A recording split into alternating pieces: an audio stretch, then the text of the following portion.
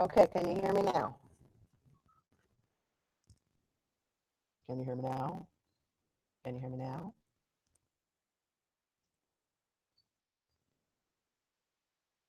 Okay. Dang it. I thought for sure I had that fixed. Elvis, what do you need? What do you need? Huh? Come here. Come on. You want to say hi? You want to say hi to everyone? Hmm? Okay, everyone. This is Elvis. This is the king. Oh my Lord. I know. Hang on just a second. Yeah, you're a good dog. Oh, yes, you are. Oh. Get started here. Now, staticky. Of course. I wouldn't expect it any other way. Okay, does that sound better?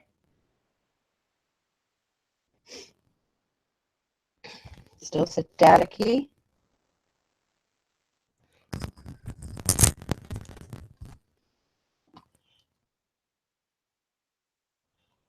Still is choppy though. Son of a biscuit eater. Does that sound all right? Come on, give me some feedback here. I need to know.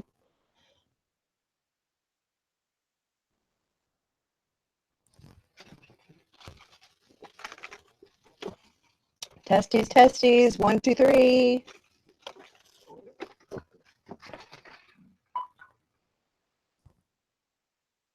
You're staticky, but I can hear you. It's okay. Static here. Rough. Good evening, picker people. Still muffled. Son of a biscuit eater. Well, shoot. Okay, hang on a minute.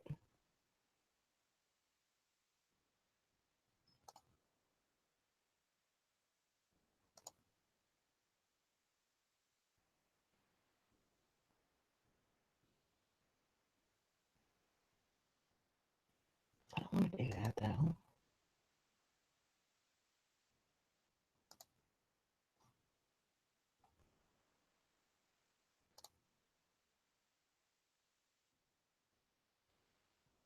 Crap!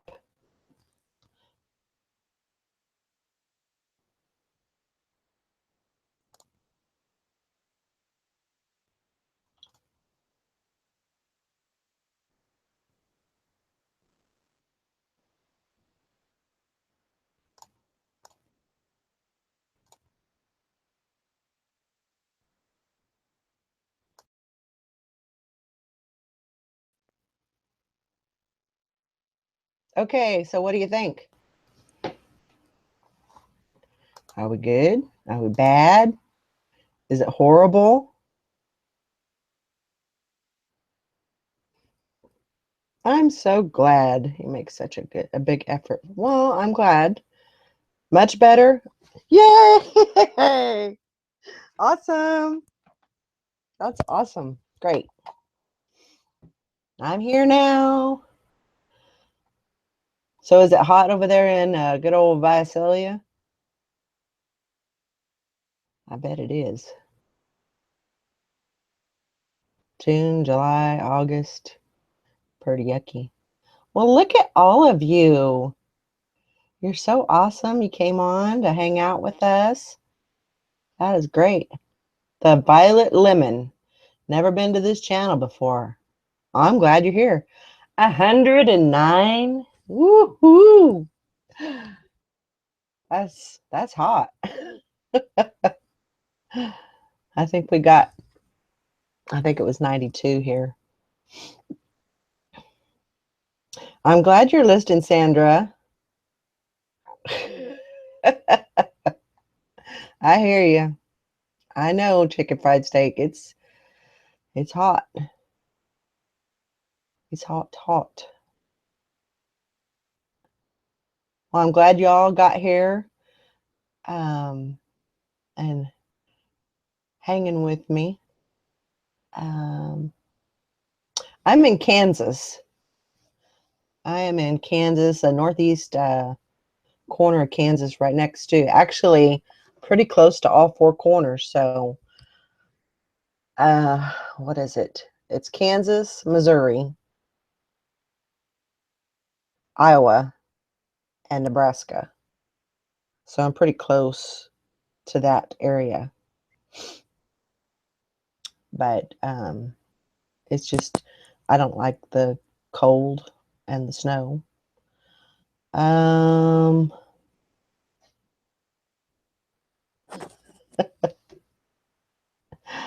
let's see. Are you near Wheeler Dealer?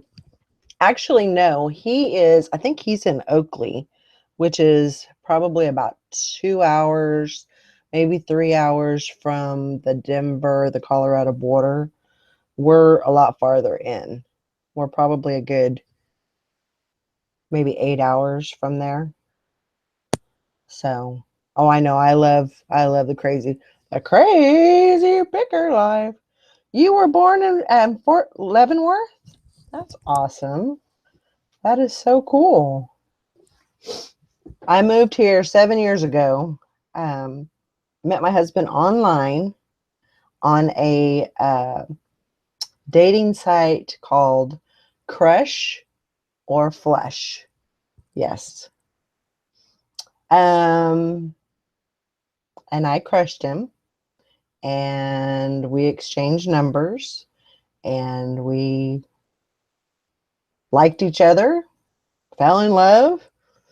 I came out here. Well, actually, he came out there to meet me and proposed. And because we had been talking for about 6 months. So y'all probably don't want to hear about this, but I'm gonna tell you anyway. Um, yeah, we were talking on the phone, texting, talking. And then he came out there, met me in person. I guess he liked me because he asked me to marry him. And I know it's awesome. I don't think it's still on there anymore, but um, so, and then I came out here a couple more times to meet, his family and kind of see what I was getting myself into, and liked it. Of course, it was, in April, May-ish. And I thought, oh, yeah, it's pretty out here, blah, blah, blah. It was beautiful. It was a lot greener than California, I could tell you that much. And so it was July. It was like the first week of July. And he flew out to Bakersfield. Yeah, he flew to Bakersfield. I picked him up. We stayed a couple of days kind of getting things organized. And I had a little Toyota Corolla. I think I want to say it was like a 2006, 2007, something like that. And so it was a newer model, but it was still small. Didn't rent a truck or nothing. Just stuffed everything that I possibly could in that car, and everything else I sold. And we basically figured, well, if we need it, we'll get it.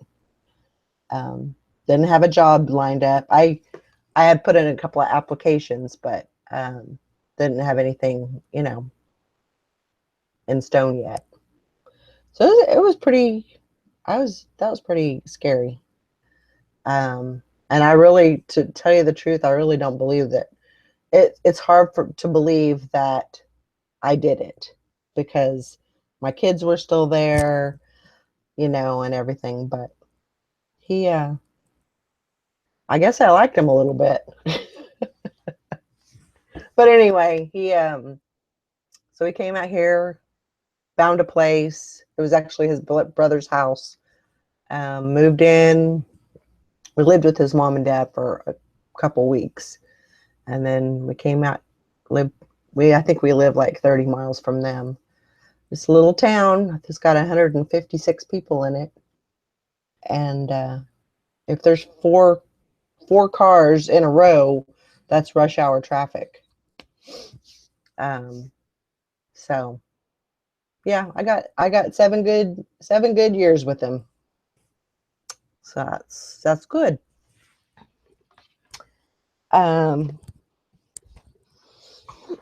Let's see.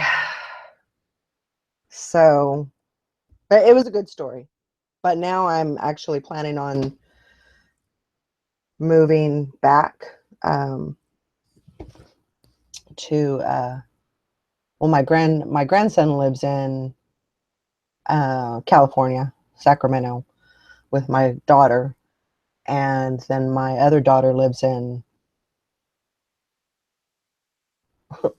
blank, North Carolina, and she has 3 kids. She has 18-month-old twins and a 7 years in the well. I didn't want to bring the chat down because last year my husband was in a trucking accident and he died. He died August 2nd. And, like I said, I got 7 good years with him, and I wouldn't change that for the world. So I'm doing okay. It's a work in progress. But I didn't want to bring the chat down because that's not, it's not a good feeling. It's not something, no, you're fine. You're completely fine. It's all right. It's okay. I had a rough go of it. Finally got out of that dark area, and really, you guys are the ones that helped me get out of that. The reason I started doing the videos, not to say I didn't want to provide content, but I needed something for me to look forward to get up in the morning and, be accountable for that. And so I, you guys saved me because I was going down a real dark road. And I love doing the show. Loved it. Love it. Absolutely. It's okay. I'm actually, I feel better talking about it. It's something that I enjoy talking about, our memories and things that happened, and I don't leave that stuff down inside. I get it out, and I enjoy talking about it. So yeah, I have a daughter and 3 grandchildren over in North Carolina. Those twins, boy-girl twins. They're 18 months, and then she has a Maddie is 6 months.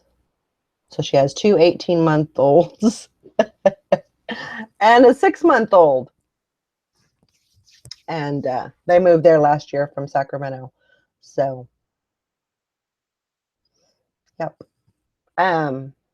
So my plan, and this is, you guys probably have heard about this, a little bit at a time, but the plan is I'm still here because going through court stuff and everything, I still have to hang around. But once that's over, and we're hoping by spring of next year, we're hoping that that's going to be completely done. And, I basically, I don't really plan on staying here. I have my husband's parents. They're in their 70s.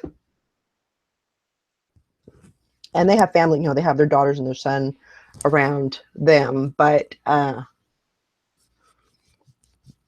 going to leave. I pretty much made that decision that I'm going to spend time in Sacramento. I'm not going to live anywhere yet. I'm just going to stay with my daughter in Sacramento, and I'm going to stay with and then I think probably 2 months is a pretty good time frame before they get tired of me and I get tired of them. Which I don't think that's going to happen, but you know, I mean, you get two people living together that haven't lived together in years, so it might be a struggle. But um, so I think every 2 months I'm gonna just flip flop, and I don't know if I'm gonna drive. I don't know if I'm gonna fly. It might be a little bit of both. Um, I'm hoping that in the meantime I can do maybe some traveling and do some, uh, you know, go to some bins and see what I can find. I would really like to have to live somewhere where I can go to the bin every day. That's what I want to do. Um, may not, you know, I'm actually really looking at South Carolina, Greenville, South. I think it's Greenville, South Carolina. There is a bin there, so I thought, you know, if I can find a place that's close to that, that you know is say 5 or 10 minutes away. Yes, Jack. Um, you know, I might be able to do that. But I don't want to make any commitment. You know, I actually want to go to the bins and say, you know, yeah, maybe this will work, or hell no, this ain't going to work. So I got to go there first. And it's probably, I think it's 2 hours from my daughter in North Carolina. So I don't know. We'll see what happens. There's a lot of things that can happen between now and next year. So that is my far off goal. But right now it's just, you know, working for today. That's all I can do. It goes bad in 3 days. What goes bad? Oh, fish and visitors. Yeah. You know, I'm not going to commit to anything. And I don't want to, you know, by then, I may have a completely different plan. It's not the first time that it's happened, I'll tell you that. Yes, the Violet Lemon. I do live by myself with my doggies. I have two chugs. They are, Elvis is, three, I think. I think he'll be three. And Roscoe is like 11. Roscoe's like a kind of a blonde, reddish blonde chug. He's a Chihuahua pug, and Elvis is the same. But Elvis has some pug look to him, but he's not completely. I think he has more Chihuahua than he does pug. That's what I'm trying to say. Let's see.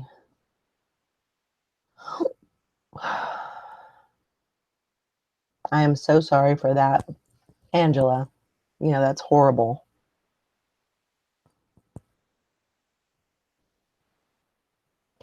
I'm sorry. I don't know, you know. I know that it's hard to lose anyone that you love. I lost my mom 2003. And she was like all of us kids, we all had a different relationship with her, but she was actually every one of our best friends. And that was really difficult. That was really, really hard. Jack says, I'm someone tied to my inventory. I love to do the traveling picker thing. Yeah, you know, it's like I said, you know, it may be a completely different thing once, you know, next spring comes along and I may completely have a totally different idea. So all I can do, I just knew that I wanted my grandkids to know who their grandma was. And that's, to me, that's like the most important thing. Um, and I can do that and do, eBay and whatever other platforms that I want to do. I could do that anywhere. My goal, my idea was to basically go to California, get some sourcing done, get a good solid inventory of stuff, get things listed, do that for 2 months, and then when it was time to go to North Carolina, then I closed that down and end all my listings, and then I'd move to North Carolina, do the same thing there, and then as soon as 2 months, then close it up and go back. That's kind of my thing. I forget the name of the channel, but there's an eBay doing it all from an RV. It's a great channel. That would be the Dorky Thrifter. I think it's a Dorothy Thrifter. Something to that effect. Her husband actually just recently, I think her husband died last year also. Adam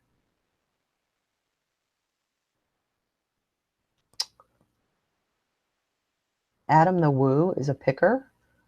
Is that who it is?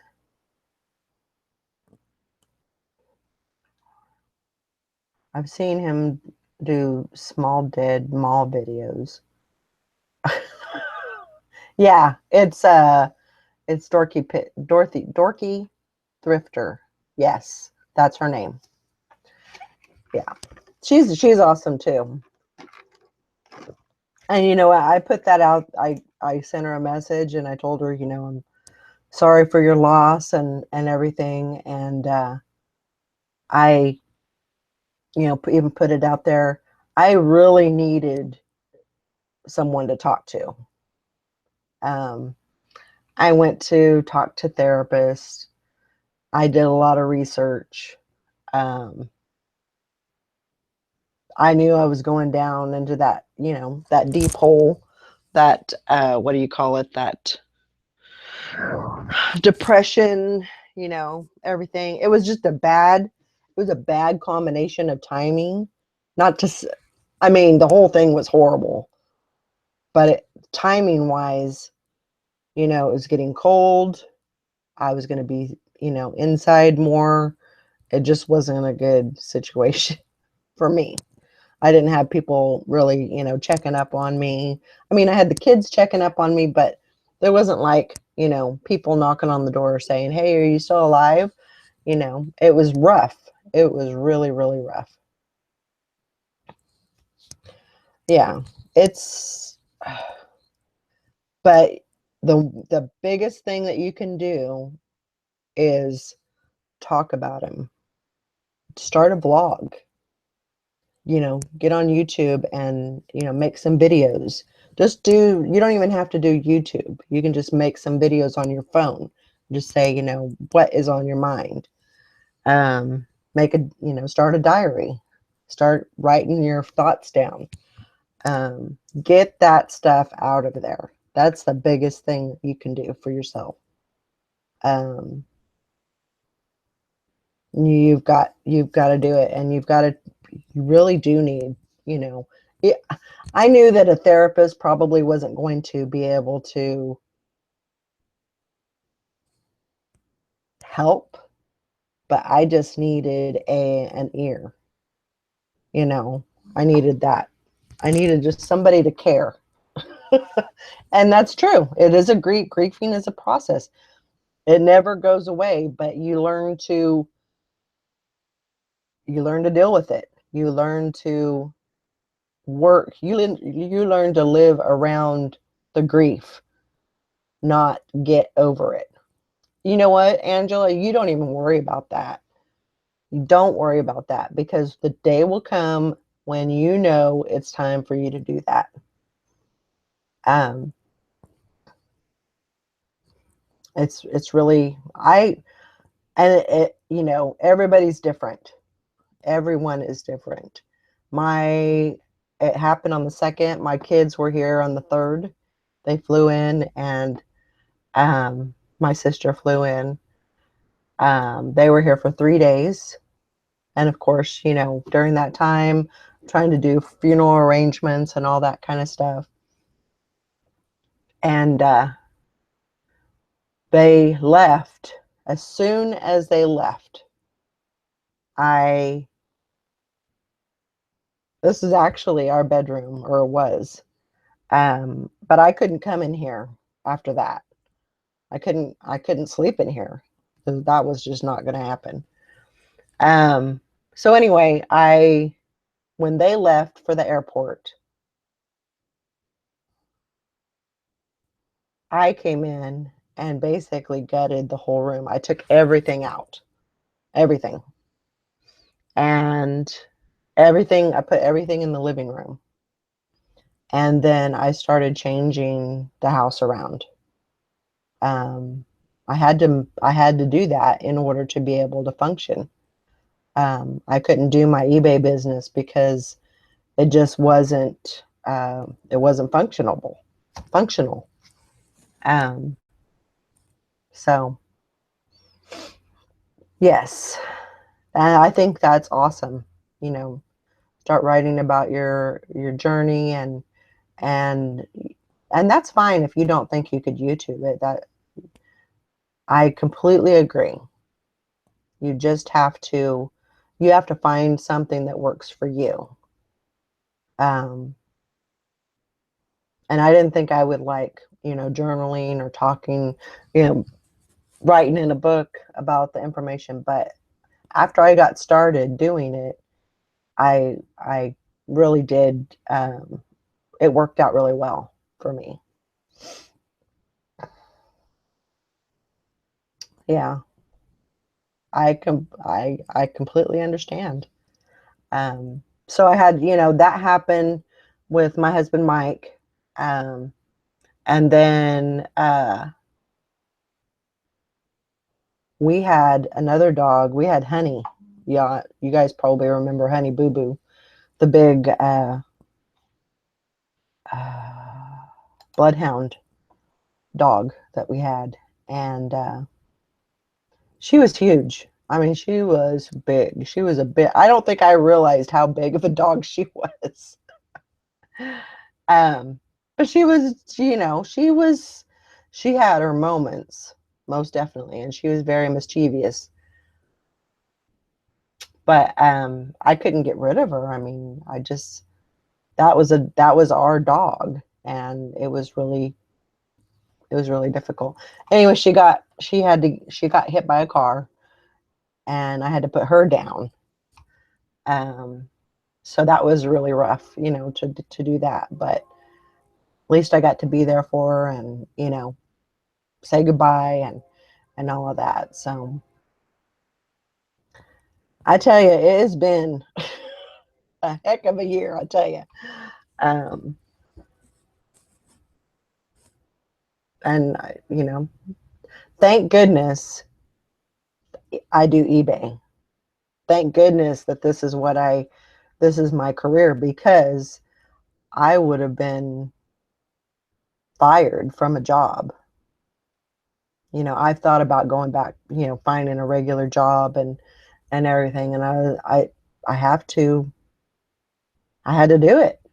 I had to do this because there was no other place that was going to, handle, me not being able to come into work.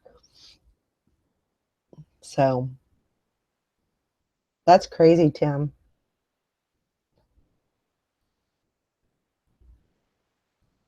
That's right. That is very, very true.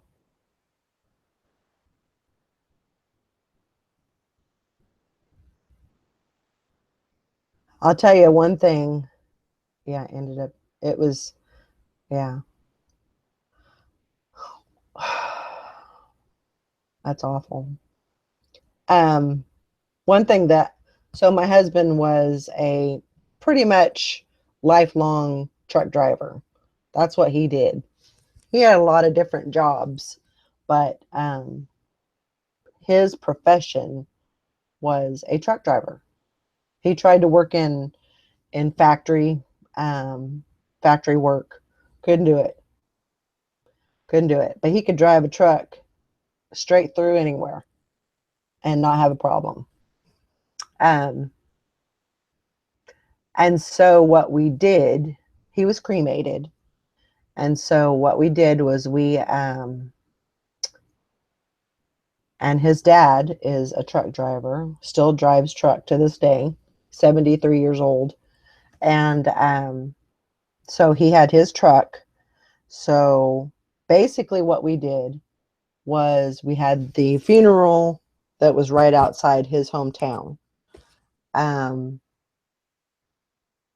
after the funeral service, or the memorial service, whatever you call it, we took his ashes with the, the little box and everything, and we took it into, basically we took one last ride in the 18-wheeler, just to kind of give him a final,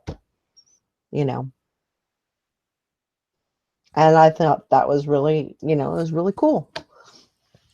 Actually, I mean, Mike was such a joker, and he was our last name is Ham, or Cunningham, but he was totally a ham. Joking, kidding, pranking, he just had a really good sense of humor. I'm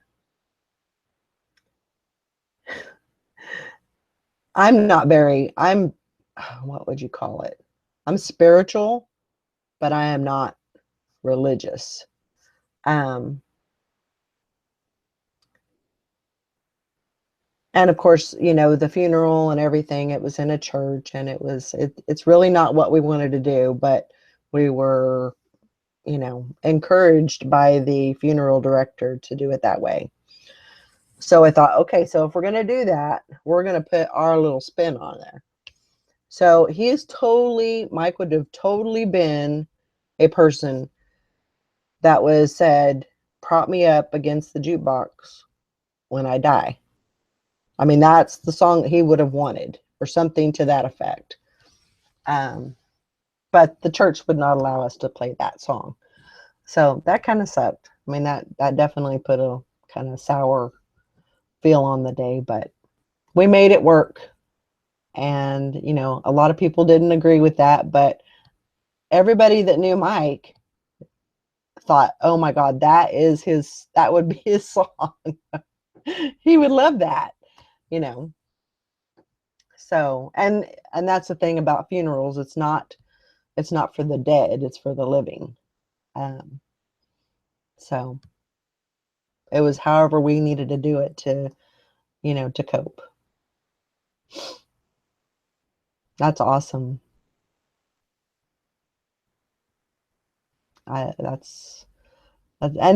See, those little things that I shared with you, that is my, how would you say it? That's what helps. That's the healing right there, is talking. So, if any of you, Angela, Julie, any of you, anyone, Jean, Tim, if you ever need anyone to talk to, please just contact me. Just contact me. And, I feel the same way, Tim. You have to have somebody. That was me. You have to have someone to share that information with, to share the good times and the bad times, and and all that. So I think that is part of the healing process. And if you have that, that is awesome. If you don't, you need to find it. You need to find some way to get that, an outlet. It was really difficult.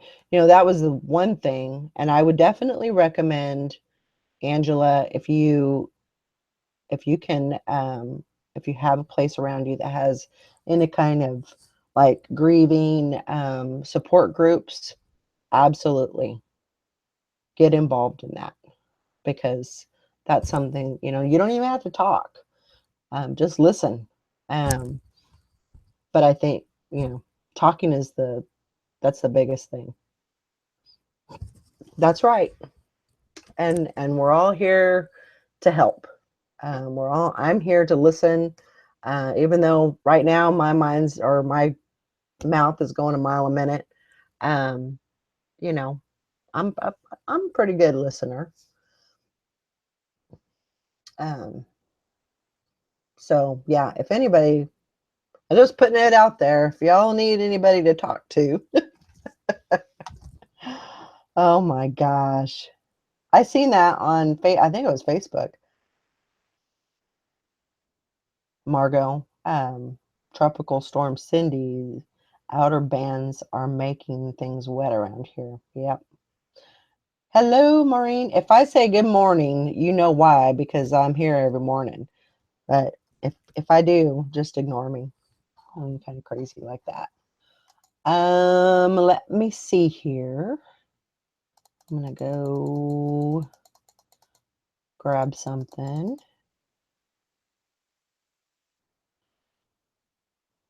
Okay.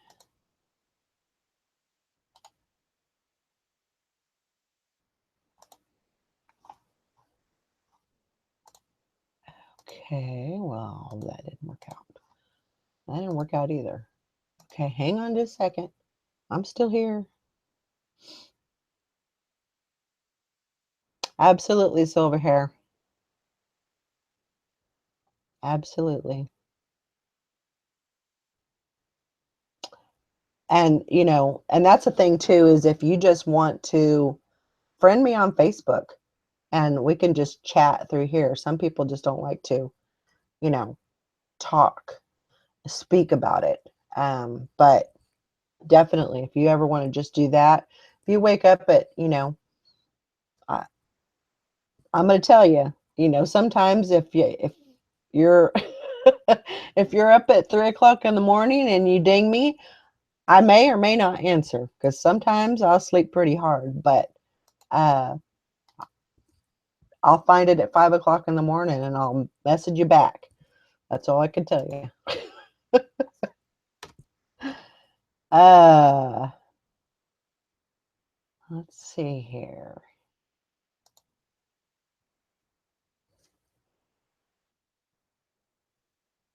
Well, that's weird.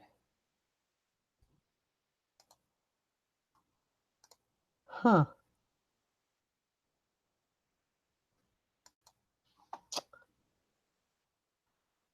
You know what? Sometimes it is more just about, you know, talking. It doesn't even have to be about the issue or what's going on. It just it's just for um you know, just for someone to kid around, you know, and that sometimes, you know, I think that that helps other people, just me being on here rambling like I am right now.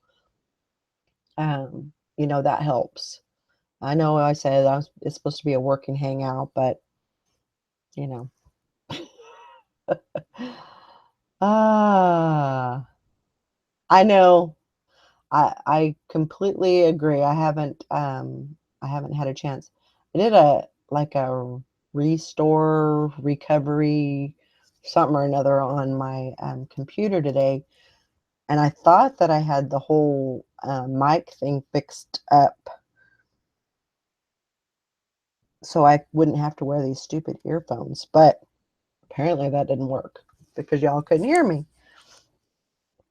So, Mr. Sadie, so glad you can make it in. We're just doing a little improv, work and hangout. I haven't got no work done yet, but I just my mouth's been. I've got. If my body was just like my mouth, it would just, I would be in such good shape. But unfortunately, that's not the case. That's right. You can't keep it inside. And that was one thing, and it's embarrassing to admit it, but it's also something that I think a lot of people would not fess up to doing. Um, when I was in that deep dark hole, I didn't know if I was going to make it out or not. And I thought I was going to be my demise. Um, and it was horrible. And so I went to this therapist and he goes, "Well, have you ever thought about hurting yourself or killing yourself or committing suicide?" So to be honest, yeah. He goes, "Well, you know what? At least you're truthful. Yeah, at least you're truthful with yourself, because most people will deny that and they will push it deep down, like it never ever happened. That's not, I, I was embarrassed because I had thought about it, even just the minute minute that I had thought about it. But I mean, it happened. It was something that's true. It was something that was real. And I'm still standing here. I'm not standing, but I'm sitting. I'm still here. I made it through that. And so thankful that I made it through. Um, so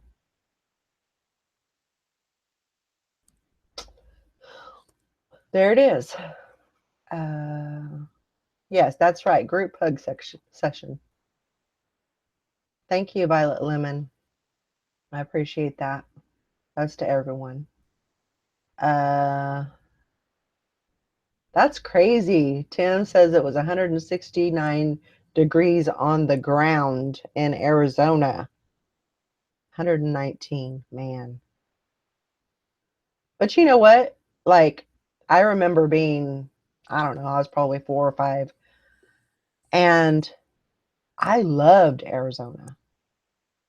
I think my parents, and I was thinking about it the other day, and I was like, well,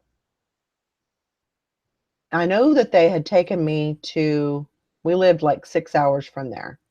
So they drove me to 6 hours away to my grandparents, left me there, and then I think I was there. I want to say I was there for a month. And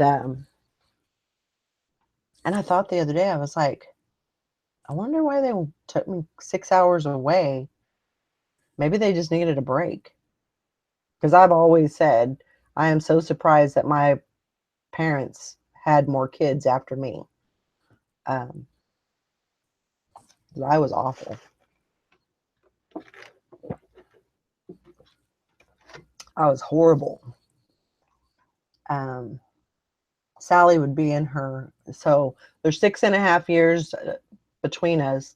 Sally would be just a baby. So I'd be, 6.5, 7, 7.5, something like that. And then Sally would be in her crib and she would want out of her crib.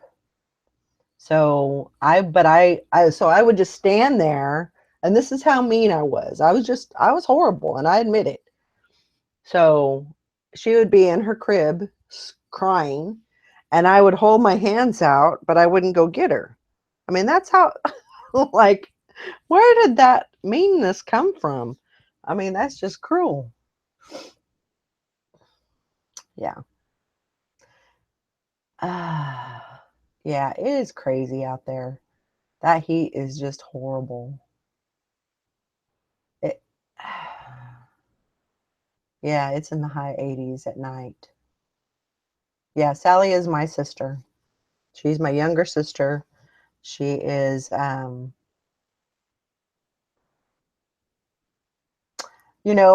tried to post that link and it wouldn't go through. So let me try again.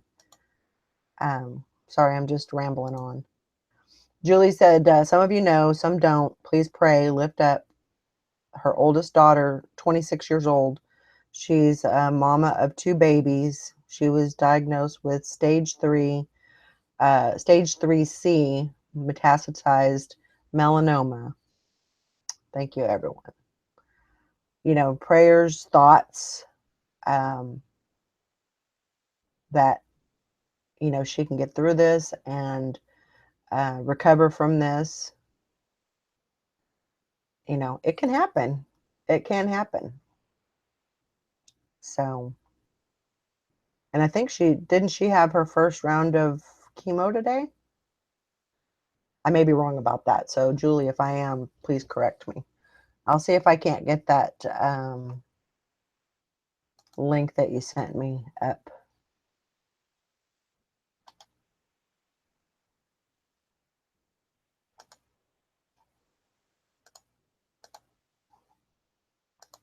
Well,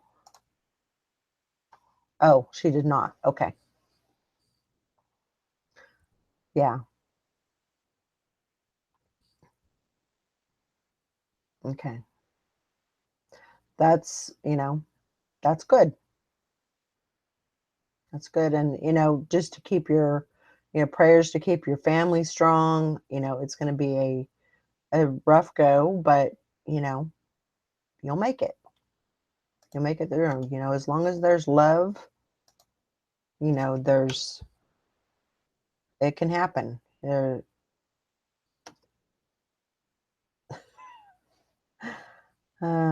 Jane says, I would put my baby sister outside a crib, and my mom would always wonder how she got out. We were 10 years apart. Did you ever tell her, Jean? Did you ever tell her what had happened? That's hilarious. Okay, guys, so for some reason, I can't post the link to this, but I'm going to read it, the information, and see if I can't.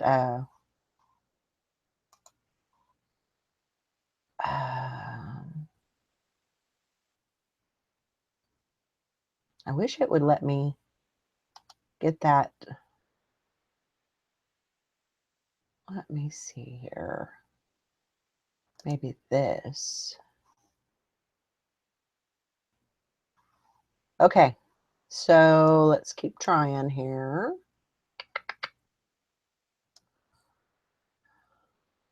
I'm going to get it one way or the other. Okay. Don't mind me. You know what? Where is Sally? Speaking of sisters.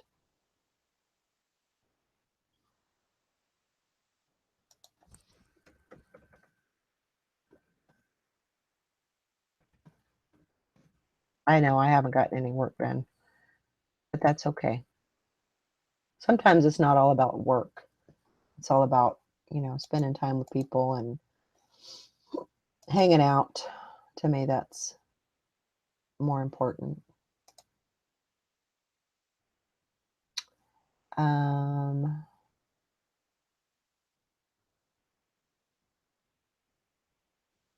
Okay. I'm going to write this down so I can just type it in the chat.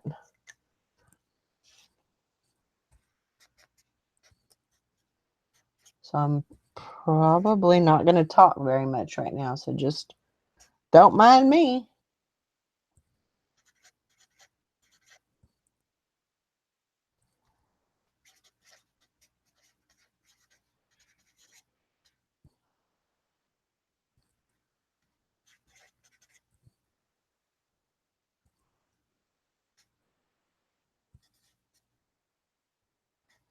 That is such a pretty name, Julie. Is it Elena? Elena. That's what it looks like to me.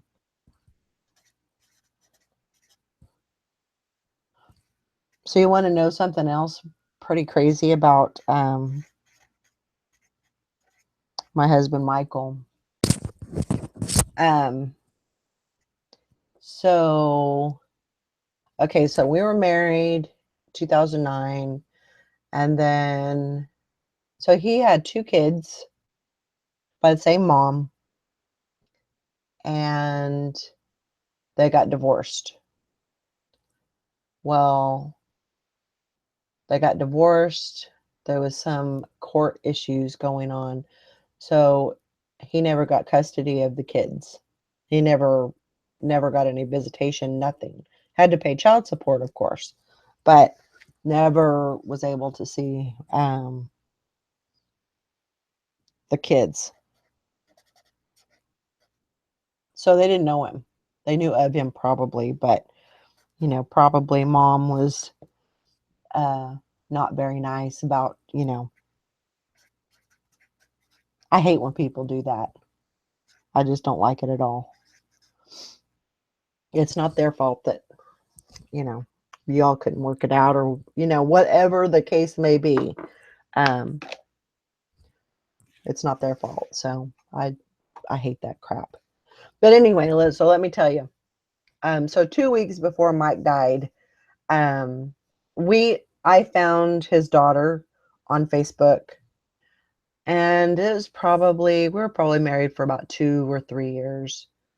So we would chat. Um, we would never talk, like talk on the phone or anything, but we would just chat back and forth. And me and her chatted for a long time. And I had told Michael that I found her. And he's like, that's fine, but, just so you may get some kickback from mama. And I said, well, I'll take it, whatever it is. And so never had any problems with it. She was very headstrong and everything. She actually was legally deaf. Um, she had spinal meningitis when she was a baby. And so she was deaf, but she, reads uh, lips very well. And, she kind of just had to learn that. Um, and you could tell she has a little bit of a speech impediment, but nothing, you know, serious. She's just like any other, teenage girl. So we're talking and everything. And I said, you need to talk to your dad. You need to start talking to your dad. What do you think? She goes, yeah. So they liked each other on Facebook and all that. And so they started talking. And then, of course, when she's talking to her dad, she wasn't talking to me, which was fine, completely fine, because I would rather her talk to her dad, you know. Of course, Michael was very blunt about a lot of things, and he didn't sugarcoat nothing. Um, oh my gosh. Anyway, let's see. Okay, I lost my train of thought here. Dang it, I hate when I do that. So they were talking and everything, and she ended up, I guess she met a guy that lived in Topeka, which is probably about, I don't know, like an hour and a half away, 2 hours away from here. But she lived in Oklahoma, so it was like maybe 8 hours away from her. So she was coming up for her birthday, which was June 4th. Yeah, June 4th. No, that's not right.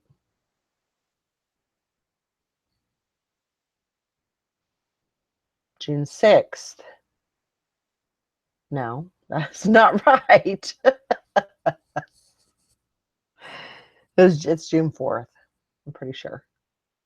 Anyway, um, there's some analogy that Michael used to use for that, but um, so anyway, she came up for her birthday to be with her, hang out with her boyfriend or whatever, and you know, she's a teenager. She's doing her own little thing, and he asked, do you want to meet up? You want to have lunch or something? And he was, of course, he was pretty upset about. And she said no. She said, I don't think I'll have time. And he got really butthurt about that. I mean, he was almost furious. He's like, well, next time she wants to meet, we just won't do that, blah, blah, blah. So anyway, 2 weeks later, actually, yeah, it was 2 weeks later. Um, she had she was going to come up again. She was going to come up and see her boyfriend, and she said, "Hey, I'm going to be at these dates. Do you want to go have lunch?" And so Mike, he was all, no, no, no, we're not going to do that. And I said, well, if you're not going to go, I'll just go by myself. And he goes, no, you're not. I said, really? Anyway, so it was just, kind of a bickering match with us. He knew that I was going to win, but uh, anyway, so finally that day comes and he hasn't mentioned it at all. He's still all, butthurt about it or whatever. And so we get up in the morning. I think it was on a Saturday. I think it was Saturday. And so I'm just waiting to see if he says anything. And so finally he goes, I think you probably need to message her and let her know that we're going to meet her at so-and-so, this restaurant, and, to be here at this time or whatever. And I was like, okay, I won. Um, so anyway, we met, we had dinner, we met her boyfriend, had a great time. It was good to see her in person and meet her finally and all of that. And her dad got to meet her, and you know, it was just great because, after 5 or 6 years of, just talking, and finally you get to meet who you're from, who your biological father. Um, it was amazing. Um, and to think, that it's possibly, can y'all hear me? I hate to just think that I'm just sitting here just rambling on about something, and I'm gonna keep going. Um, let's see. So yeah, so that was the middle of June, and then he died on August 2nd. So like 2 weeks. But man, it was just kind of crazy. But at least, he got to meet his daughter. His son, didn't want to do that. Um, so that's completely. He always told me, he said, they know where I'm at. If they want to come meet me, all they have to do is get a hold of us and I'm right there. But he said, I'm not going to force them to, you can't do that. Okay, that's fine. It's supposed to be working hangout anyway. So much for that idea. I'll work here in a little bit. But I thought I'd tell you that little story about him because she did come to the funeral. Um, and yeah, yeah, that's something that nobody is ever going to be able to take away from her. She got to meet her dad. Um, and I think that's awesome. It is sad, but you have to think of it in a different aspect of, like I say, at least I got 7 years with them, you know. So, and there ain't nothing ever guaranteed. So, HTTPS. I'm gonna put this link in for Julie. So just bear with me.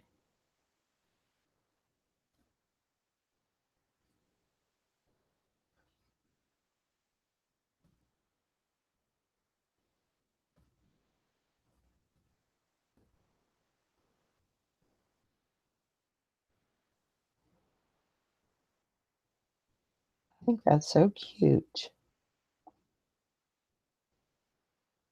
My daughter, my youngest daughter's named Julie. Julie Andrea.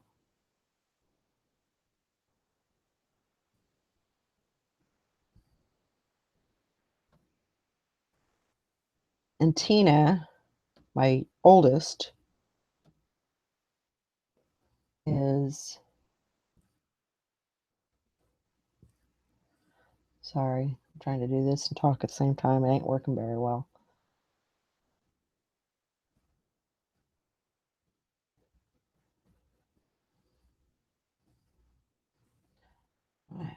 Cross your fingers. I don't know if that did it or not. It didn't work. Well, poop.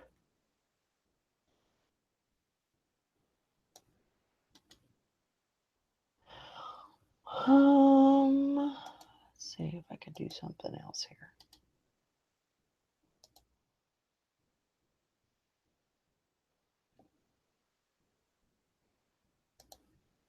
No, that one didn't work because I did something wrong. Imagine that.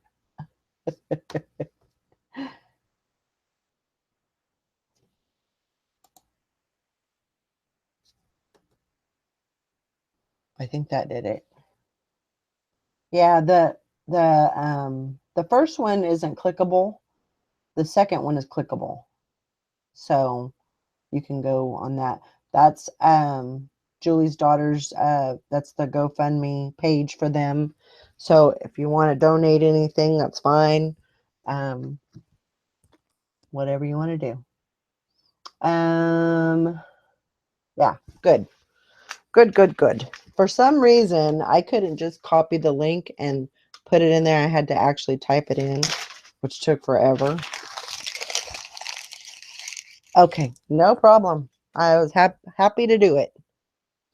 And that was the thing too, is that, when I was in the reselling community, I wasn't, Dusty knew me. There was a couple of other guys that knew me. I think it was the happy hour show. I'm gonna take these off because they're getting worse. Oh, the first one worked for you. Okay. Well, whatever works. So what was I talking about? Oh, when Mike died, I mean, they knew that I was married. They knew my, basically my story. Um, and Sally was in there and everything. And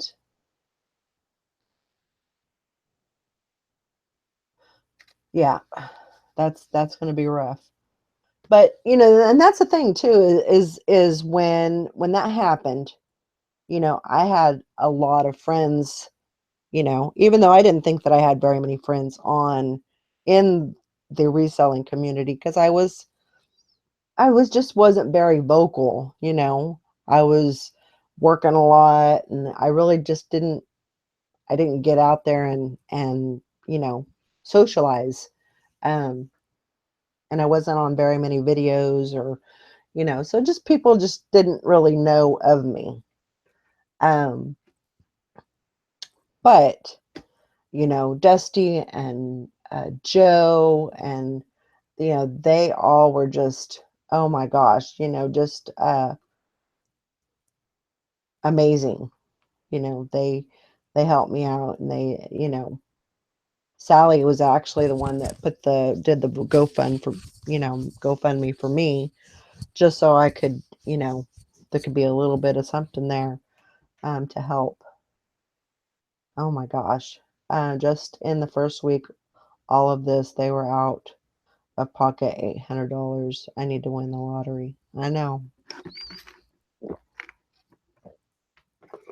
I completely understand. But, you know, that's the thing. I'm so thankful because I, took that leap and, got more into the thing is, you know,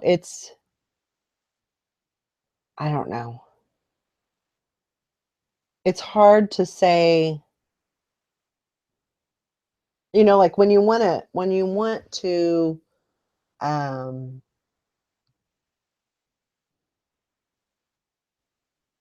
you know, sometimes you feel like I don't have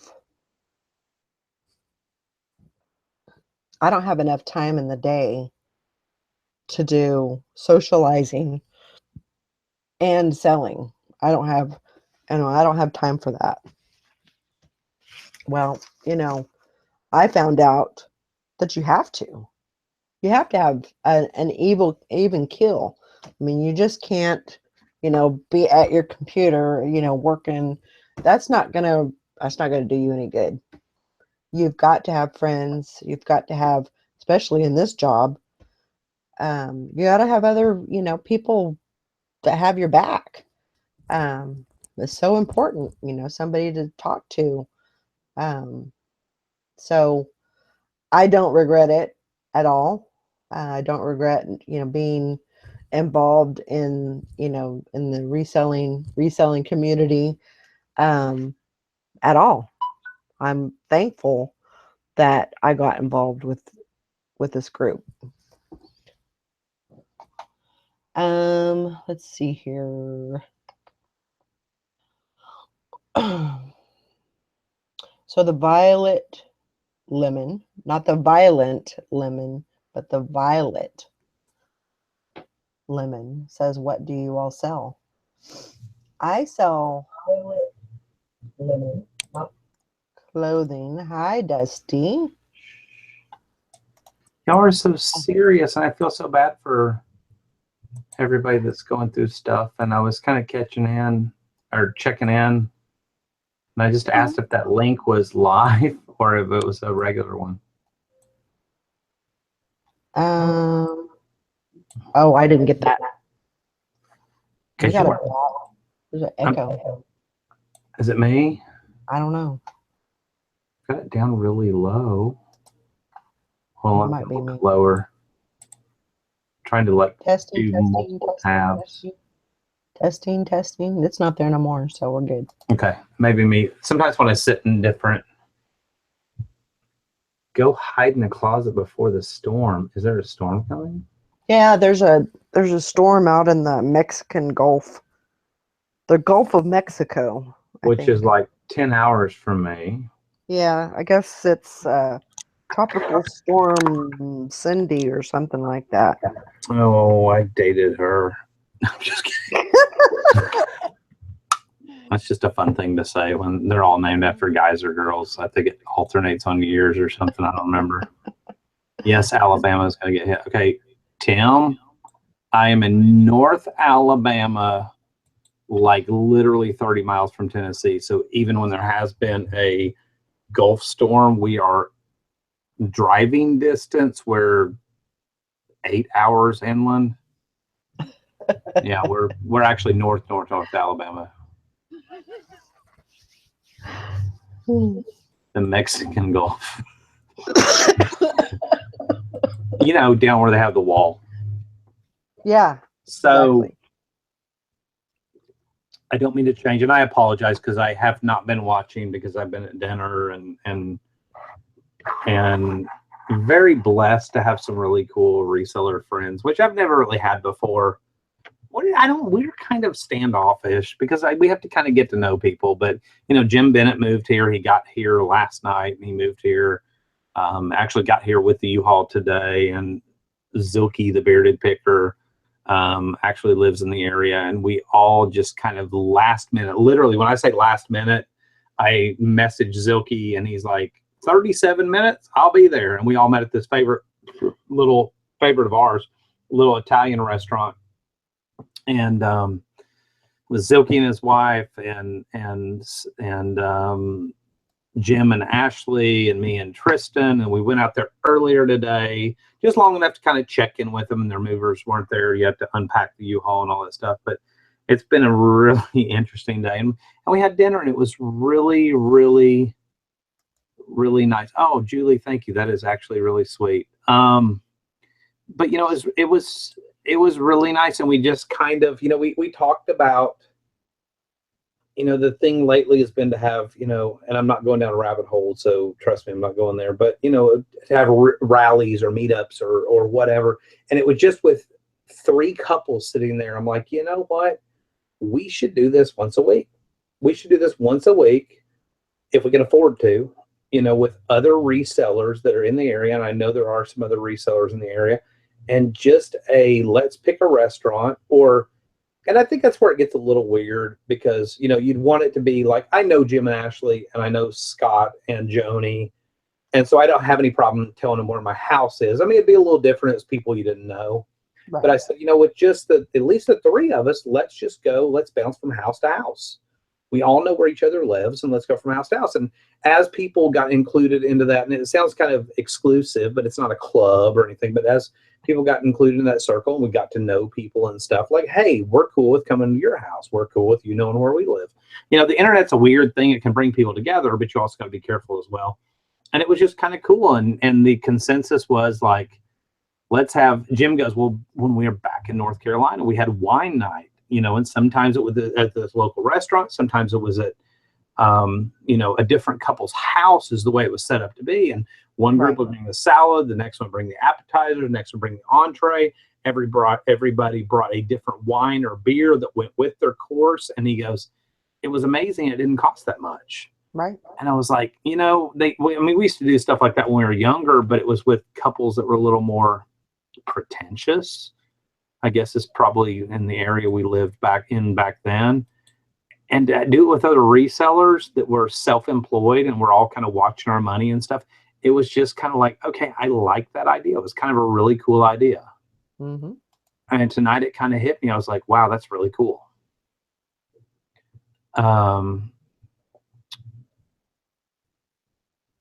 Julie wants to know, how did Jim respond to the chalkboard? Okay, so brief story. Jim bought a house here in Alabama. We've seen it before. One of the features of it was on the kitchen wall. There's this big giant, like somebody did with chalkboard paint, painted on the wall with chalkboard paint, put a frame around it. And of course the realtor, whoever was staging the house, put "Welcome Home" in chalk on this faux chalkboard kind of thing. And so we get to their house today, and I'm like, where are you? He's like, oh, it's the same house. Look around. We brought a few boxes in. We're waiting on the movers to unpack the truck and all that. I'm like, cool, the chalkboard, welcome home. And he was taking Ashley's picture in front of it or whatever. I'm like, oh, awesome. I was like, hey, do you have any chalk? Where's the chalk for this? And he's like, my kids have sidewalk chalk out in the garage. We just unloaded off the truck. I'm like, okay, cool. I'll be right back. And of course, I play totally stupid. And then they're all off doing something with their dogs. And I'm grabbing a paper towel off their kitchen sink and wetting it in water. And it says, welcome home, really big. And so, of course, I erased the E and I put welcome homo. And I'm like, and just big O with chalk. And I just, big exclamation point that I drew in. And I'm like, there you go. Welcome to Alabama. And they turn around and Ashley's like, God love her. She's like, really? Really? And I'm like, yep. And I'm taking a picture of it. And it's going on Facebook. So yeah, it was like hashtag welcome home homo. So Jim thought it was hilarious. Ashley thought it was hilarious. The moral of that story is, if you invite me into your home and I know you well enough, I will practical joke. I won't destroy your stuff. I won't hurt you in any way. But like Danica used to invite us up to her. We haven't been up there in a while, but her husband, John, works a engineering gig in Tennessee, and he's got a little rental house. And Danica loves Crystal hot sauce. And for those of you that have ever had Crystal hot sauce, it's in this little green and white labeled bottle. It says Crystal. And so one day when nobody was looking, I got a piece of paper and wrote meth and wrote it in black magic marker, cut it out the exact same size, found some tape, taped it around. And so their Crystal hot sauce for like a year said Crystal meth. And, Danica homeschools her kids and stuff. So they were there and they're like, Mom, what's crystal meth? And, she's like having to explain what crystal meth is and why it's in the refrigerator and stuff. And it was kind of a long running joke. But yeah, if you invite me to your house, I'm going to play a joke on you. So it's all about being real.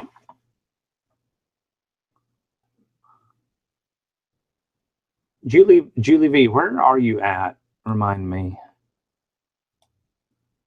Do you want me to fill in for you, Valerie, while you're tied up with your phone? You just lost your voice. You're muted. You're muted. You're on mute. Okay, apparently she's on the phone. Okay, so I'll just keep. All right, well, I'll just take over her show from here. All right, so we have Columbus. I thought that's where you're at. Oh, Columbus isn't bad. That's down by Phoenix City. I spent a year one night in Phoenix City in a strip club, but that's a whole nother story for a whole nother night. And Tristan knows the story, so it's not a big deal. Are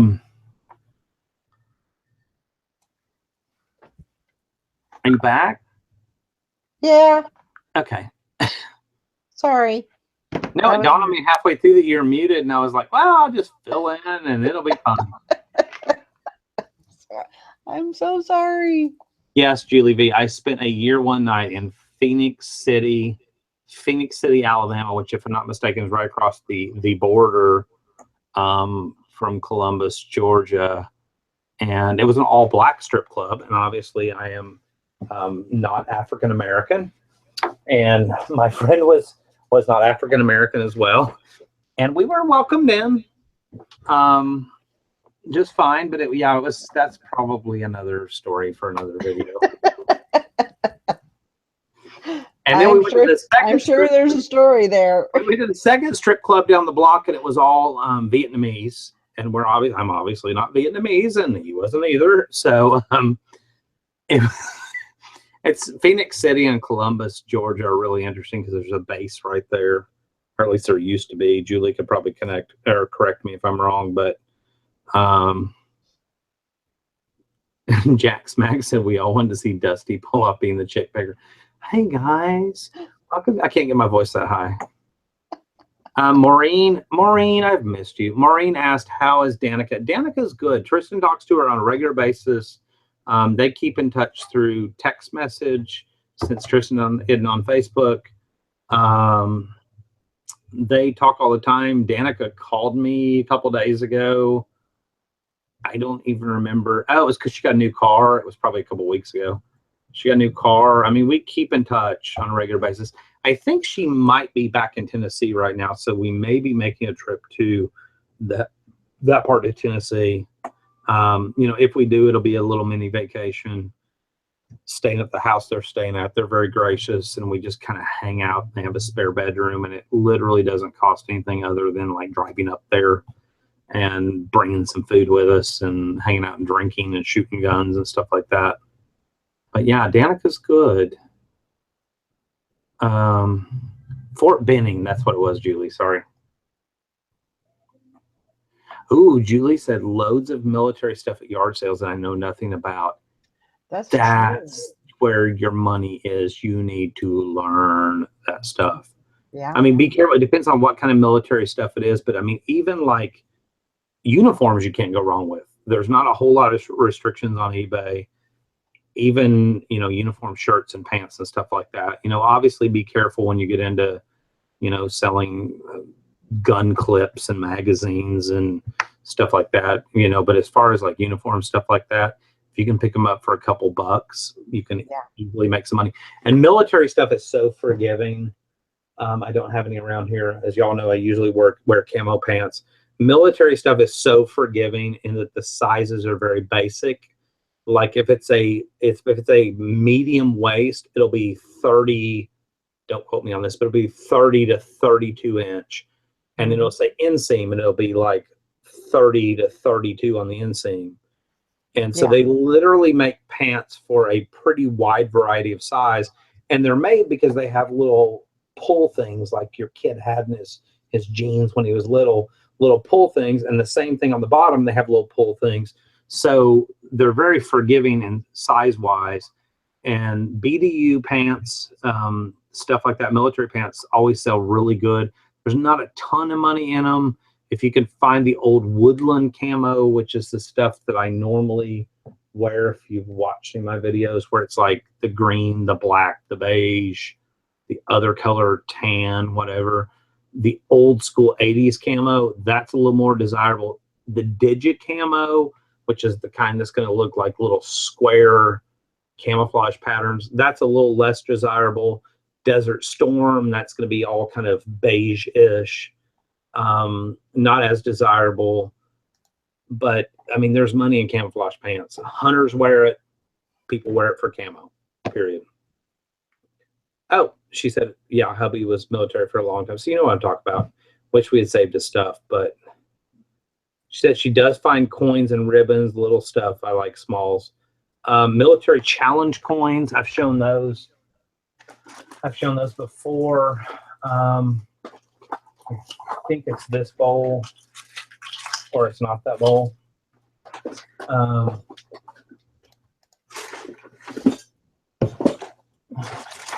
This is my box that contains all my smalls. You know, the little military challenge coins that they give. I can't see my screen. Oh crap, I'm over there. You know, they issue them to different divisions of the Army or whatever. Those are actually buttons. You know, they're giving out the challenge coins. They're an easy. This one actually says CIA. You know, the Army gave them out. Just different things like that. Here's a ribbon that I had listed. I haven't sold it yet, but it was for War on Terrorism Expeditionary Medal, stuff like that. If you ever find stuff like that, people collect them. You know, people lost them and they go, hey, I was in that division and I want one of those again. So if you can pick them up for $1 or $2, they're an easy $15 to $25 a piece, sometimes more. It's patience with selling stuff like that. Yeah.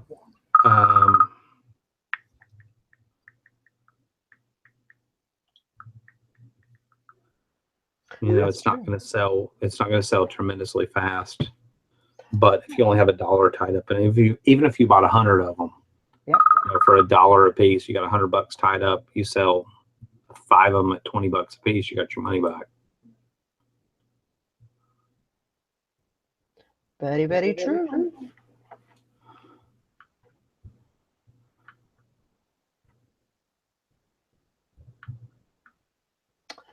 Let's see. As you know, we aren't that far from Real Tree Base of Production, owned by Bill Jordan. And Aflac is based here too. I found some great old paper items from early Aflac. Awesome.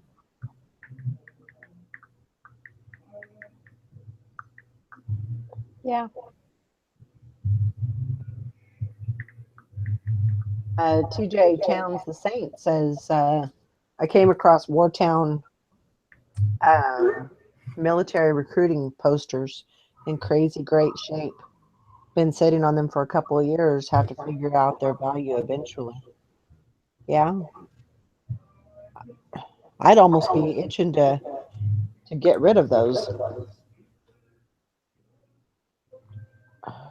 I think TJ, I mean, if nothing else, if you can't find them when you say wartime military, I mean, I'm assuming it would be, they didn't do recruiting posters in as much in later years. I mean, they'd probably be Vietnam. They probably, my immediate thought is World War II, but you know, World War II, Korea, Vietnam.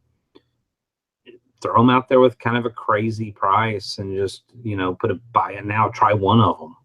Yep. And just kind of go for it, because you know you're never going to know if they're sitting in your closet. And just try one. If it sells really quickly, you're like, oh shit, I was too cheap. You know, right.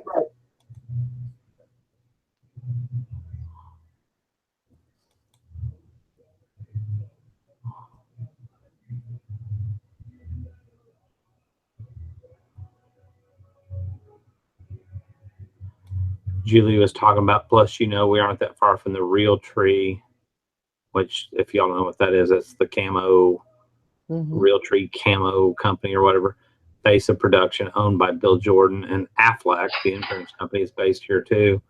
I've found some great old paper items from early Aflac, sold good. I love paper stuff. That's something that people look over so much. People walk by file cabinets in estate sales. They walk by storage units. They pass up on it's a copy paper box full of old papers and folders. That's the crap I love, especially if it's somebody that's military related or whatever, because you can literally find stuff that there's a collector. If it's military space, company related, there's literally a collector out there for almost everything.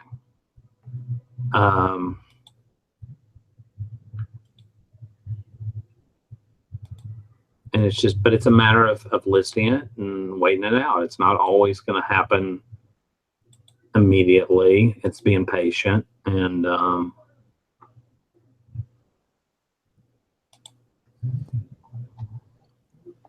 yeah, that's true.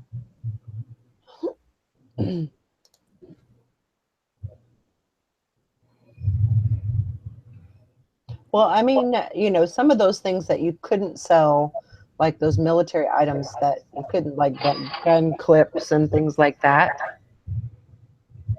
Could that be sold like on Gun Broker or something like that?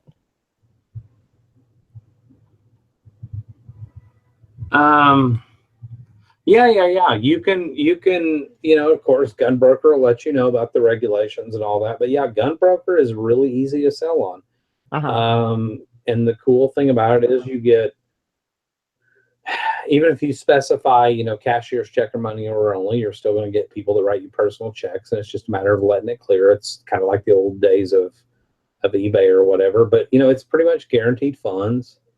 Even with cashier's checks, a lot of people don't know this, but you can actually put a stop payment on a cashier's check.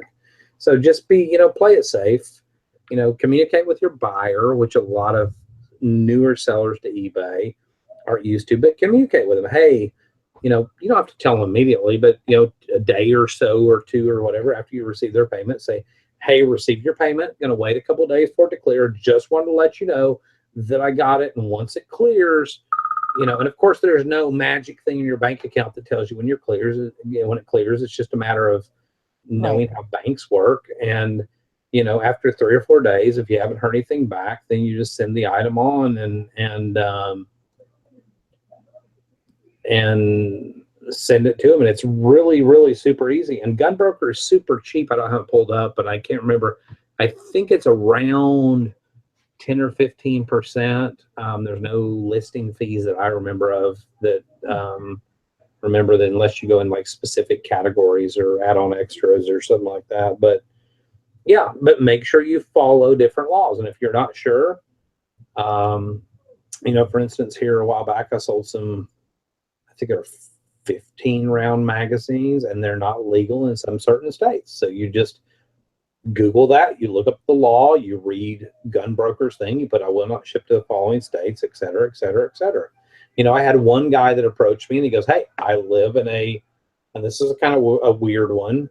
And I actually had to ask the help of a friend. I asked Eric, Jason, but specifically Eric, because he's more familiar with guns. And the guy was like, hey, I'm a retired police officer in Massachusetts. I understand you can't ship this to my state, but if you'll read our state statutes, you can to a retired police officer with a form of ID.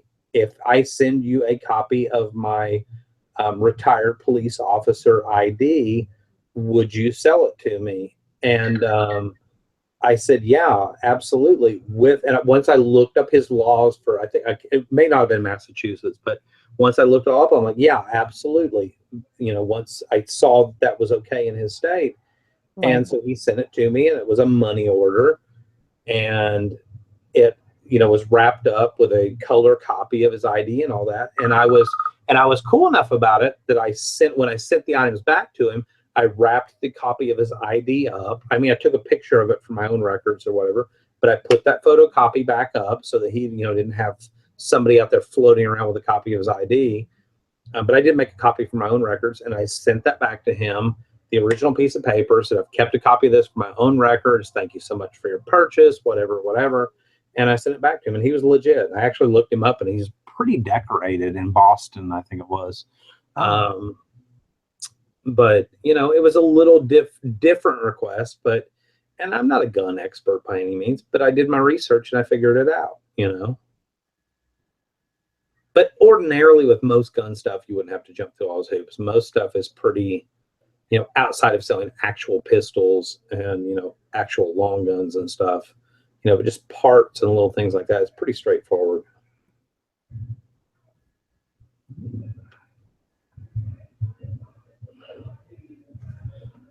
Hello, Jennifer. Tim Tempe doesn't sleep. Tim, are you up all day and all night?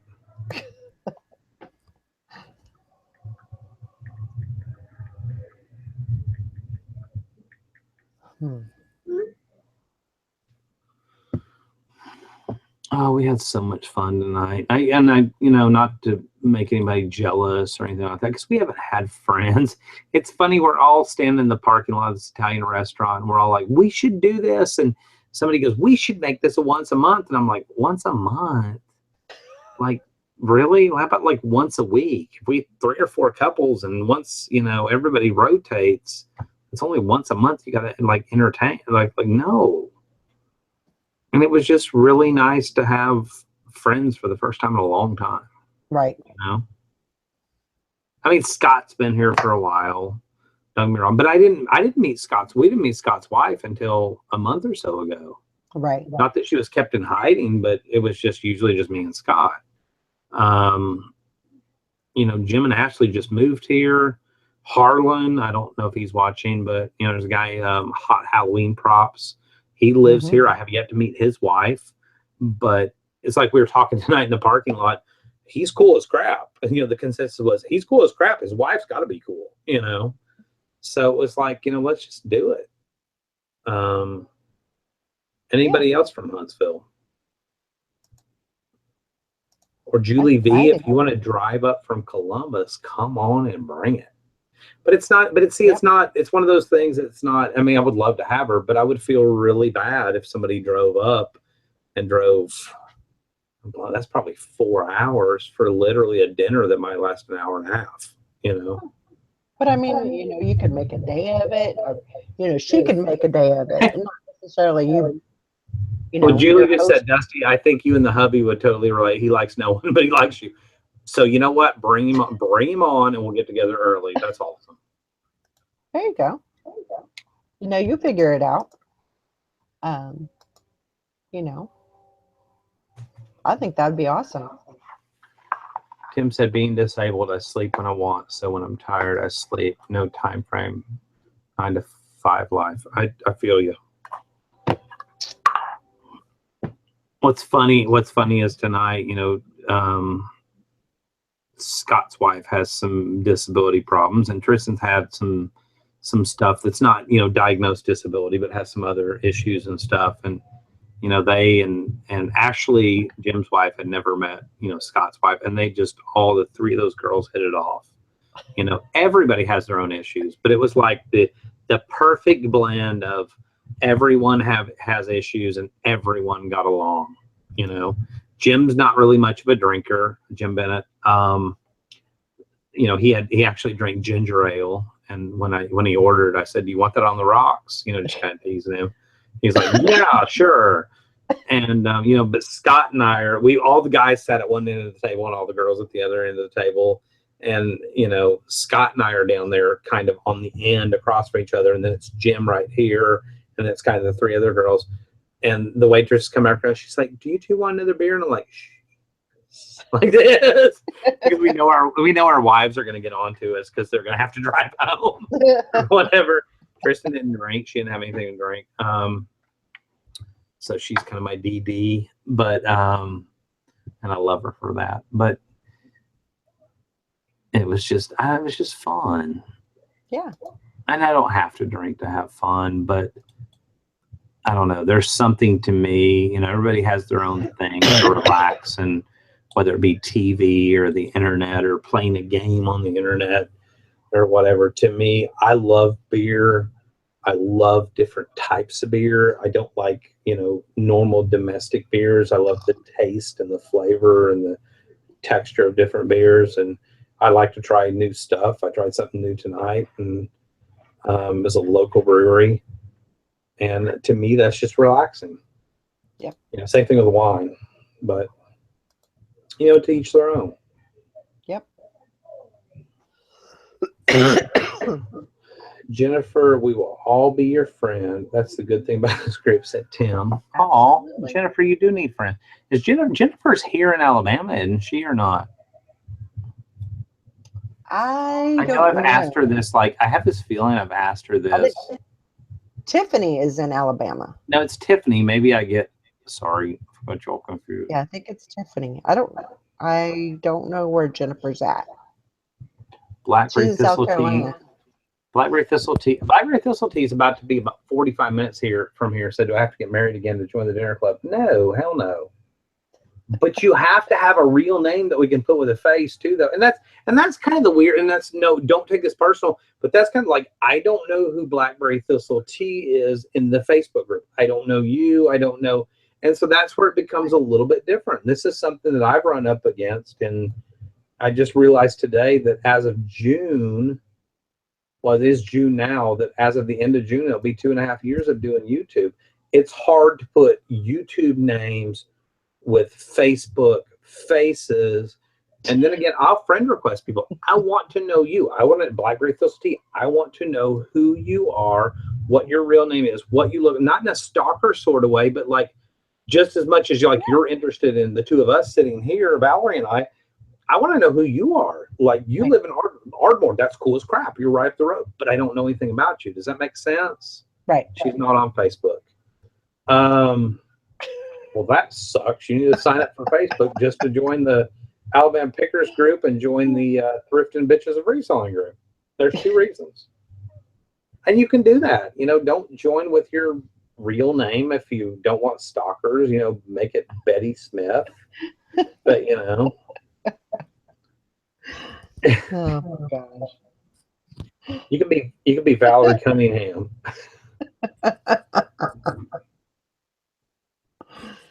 Oh my gosh. Where's Jennifer? Oh, she's in South Carolina. Okay. Yeah. Where in South Carolina are you at, Jennifer? The south part of Carolina. Oh. And Jack Smack says, so I just came back to Dusty admitting he was a stalker and wanting to know who you are.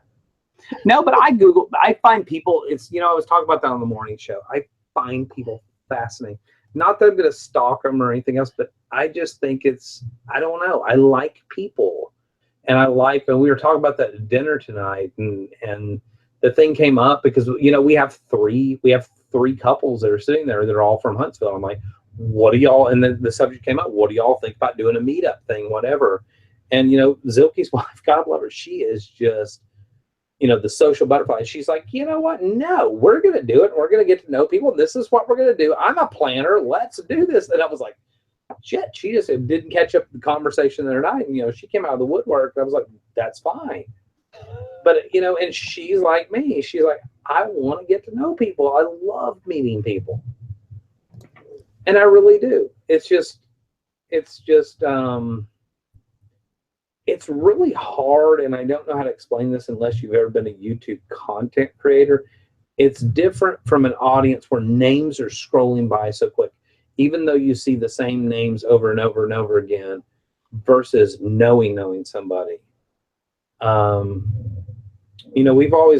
I've always left my profile fairly open.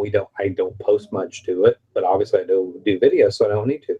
But it's amazing. A lot of people with Facebook are very private, and that's understandable. Mm-hmm. But when you click on their name, they literally have it shut down to the point where they don't even have a photo. It's the little like generic head icon. And they're like, so then when somebody says, oh, I want to meet up with you, you're like, I don't even, like, I need to put at least a face with that, if that makes sense. So I guess that sounds stalkerish, but, I guess my thing is I share a lot with you. Just share a little with me. At least give me a glimpse into, like, I don't know if you're 90 years old or 9 years old. I mean, obviously, if you're 9 years old, I don't really want to talk to you online. But oh my God. Okay, Blackberry Thistle Tea said, I understand what you mean, Dusty. Blackberry Thistle Tea, you can totally email me at, I don't know what our email is, something, tris.alpickers@gmail.com. email Tristan and and we'll get to know each other. There you go. There you go. I didn't mean to I wasn't plugging my shit on your show. Sorry. No, you're perfectly good. But yeah, and if you email me through that, I will email you back, and you and I, like 3 days later, trust me, because I'm an open book. 3 days later, we'll be best of friends. There you go. Val came out of the closet the other night. You came out of the closet? When did I miss that show? Oh, it was a couple back.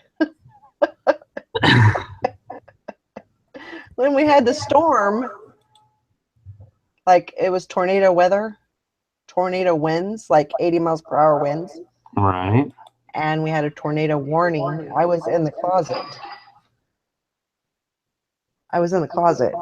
Okay, you just said I was in the closet twice. Somebody's going to totally make a audio clip out of that one. You know that, right? And then I came out of the closet. Oh, wow. And there's your best audio clip ever. Can you repeat that? I came out of the closet. Jeez, dear God. Oh. I hope y'all are laughing.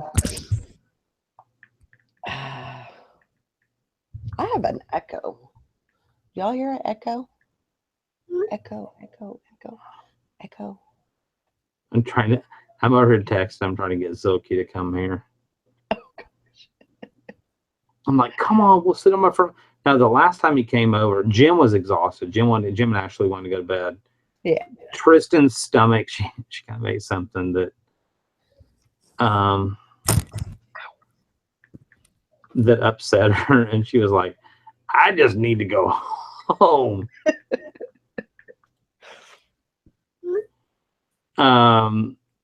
And so Scott's wife was like, well, I'm not done partying or whatever. And I'm like, well, we can't really go to my house. So I'm trying to talk Silky into come on. I'm like, come on.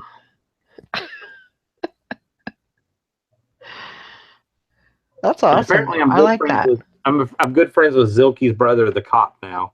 He informed me that if we do a meetup, it can only be such and such this week. He goes, I want to get wasted with Dusty. And so Scott's phone rings at dinner tonight, and his brother, I'm not going to say his name, it says whatever. He goes, oh, God, that's my brother. I reached across the table and give me that damn thing. I said, what the do you want? And he goes, is this Dusty, my brother? And I'm like, so apparently I've made friends with him. I don't even know him, so that's just pretty awesome. But I don't meet strangers though. That's the thing. We were talking about that, like having a meetup and all that. And I'm like, you know what? I would be mingling every single table if we did something like that. Like I would literally, Tristan and I are the people that shut a place down.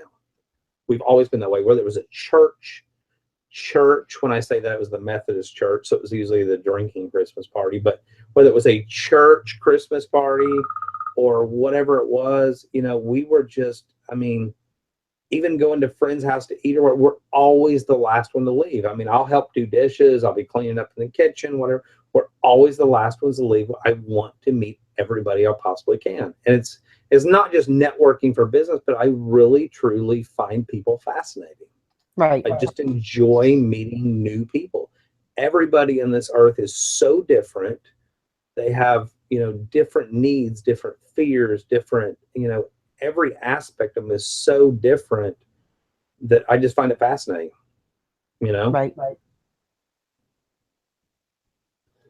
Jennifer said, I don't meet strangers either, but it's also too, it can also be a fault, because then you find yourself, in a bar situation or wherever else, and you're the last one to leave and everything, and people are joking like, oh, they're always the last one to leave, but I have no regrets.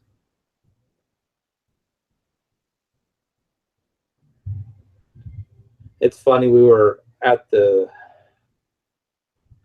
U2 concert. We were at the U2 concert, and the band that came out first was One Republic, which you're familiar with them, but they have that song called I Lived, and the lyrics basically said, because I had to pull it up real quick, Um, but I hope when the moment comes, you'll say, I did it all. I owned every second that this world could give. I saw so many places, the things that I did. Yeah, with every broken bone, which is kind of the running joke in our family because I have had so many stupid injuries. Tristan could fill a whole show with that. But, with that, yeah, it says, yeah, with every broken bone, I swear I lived. And I think that's and I told her that the other night. I said, that's, if I go first, that's what I want to put on my tombstone. He lived. If nothing else, he lived. Leave a story, leave a legacy, hopefully. But I don't want to leave this world with regrets. Right. Of like, wow, I wish I had done that. Wow, I wish I had spoken up. Wow, I wish I would have, been a little more vocal. No, I don't want to have regrets. Yeah. I want to be who I am, and that's what you see, and that's what you get. It was the real deal. And at the end of the day, that when I look back or I enter the pearly gates, if you're a religious believer, I just want to look at God or look at St. Peter or whoever you believe is going to be at the gates and go, I did the best I could. Yep.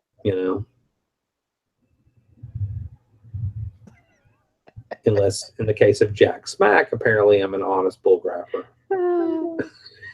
He said we need to crash the rally next year. Bring our own shirts. It's not next year. Apparently it's in 6 months. Holy crap.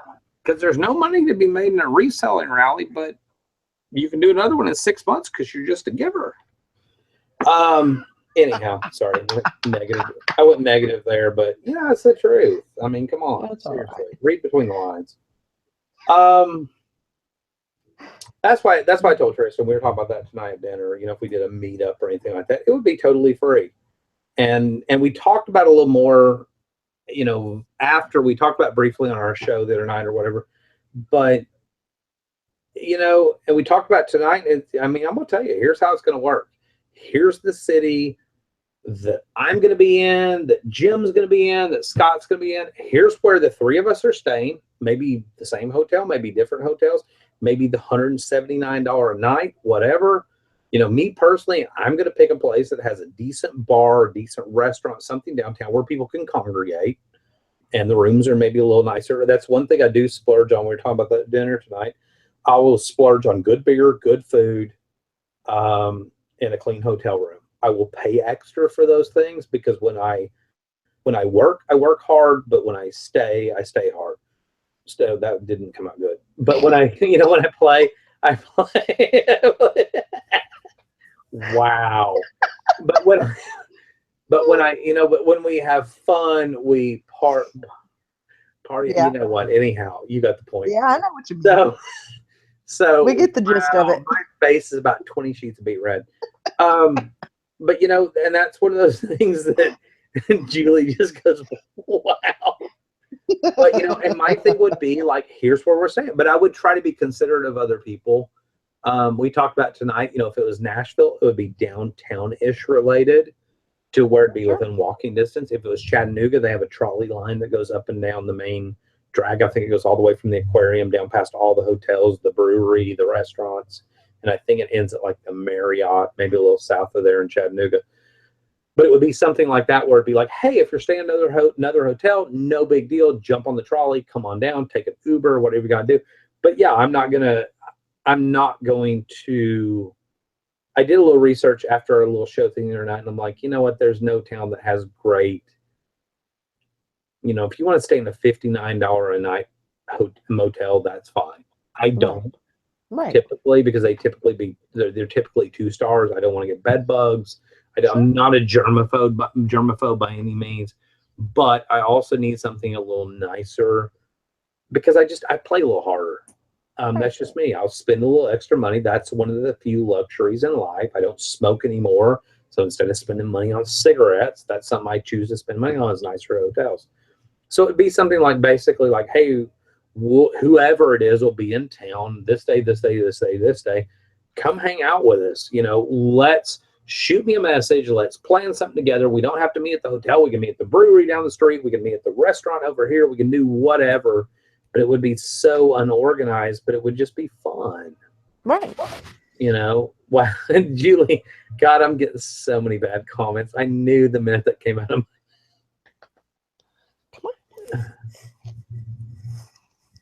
my...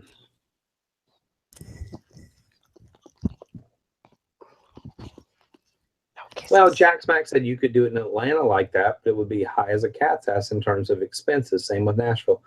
Nashville's high.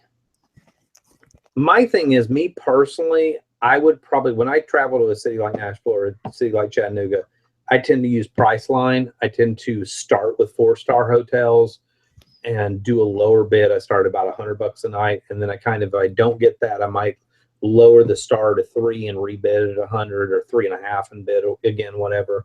So I'm going to end up with whatever I end up with. You know, but that's not a guarantee. That's the thing. It wouldn't guarantee that everybody else that came would have the same experience. Now, you can pick regions and all that. I would pick like downtown Nashville. If someone picked Atlanta, that could be downtown Atlanta, could be a really broad spread. I can't remember how like Priceline's maps do with Atlanta or not, but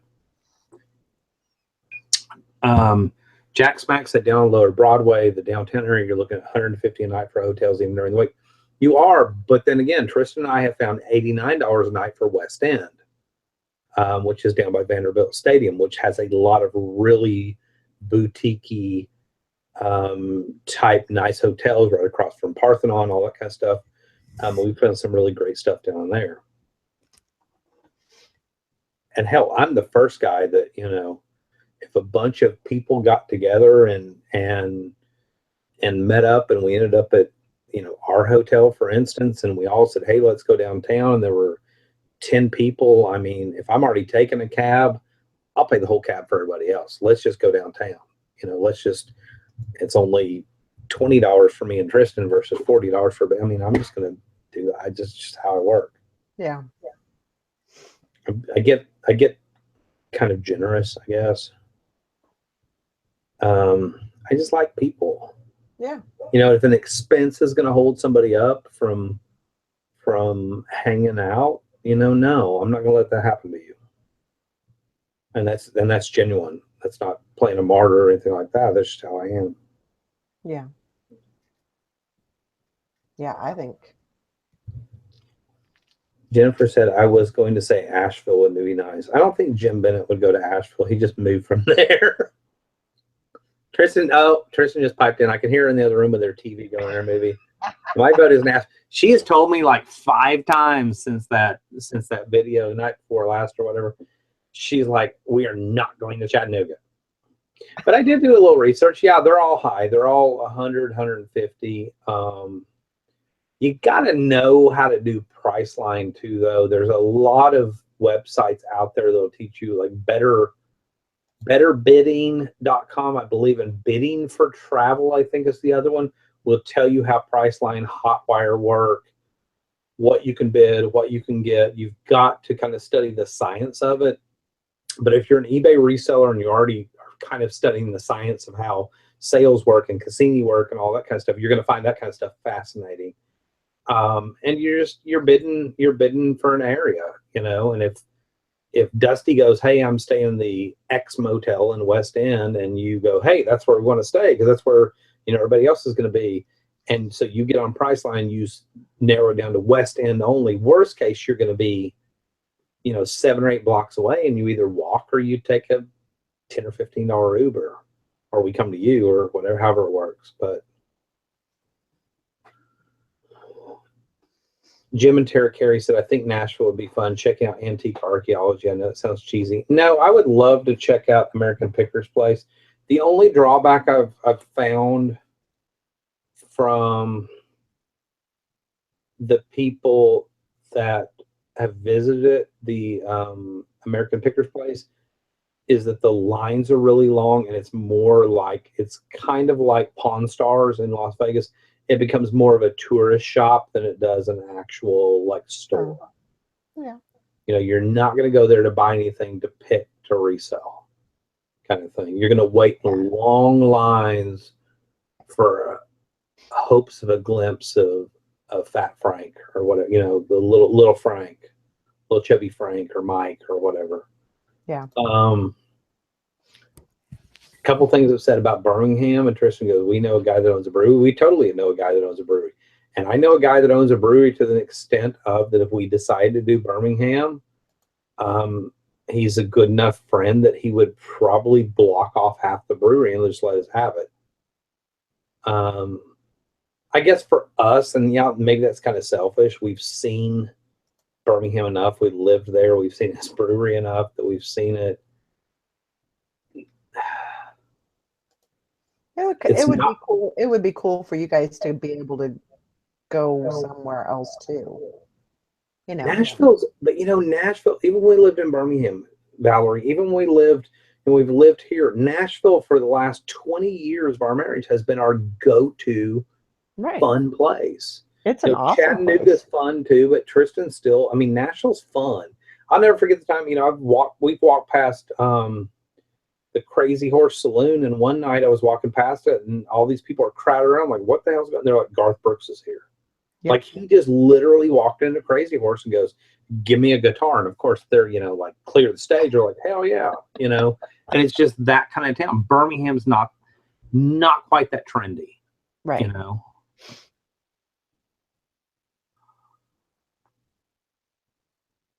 Yep, that is true. Tubbs Records. Is that the one on oh shoot. Yeah. That's Ernest Tubbs record shop. Yeah. I can't remember what road that's on, but it's over by the Grand Ole Opry. No, and there's another record store in Nashville. Trace, remember when I went up to the Michael W. Smith owns that like skate park thing that's down by Third and what's it called? Lindley. Third and Lindley. She's correcting me from the other room. That's even more awesome. Record Shop, Nashville, Tennessee. Oh, the Groove. Third Man Records. I can't remember. I don't know. I just love Nashville though.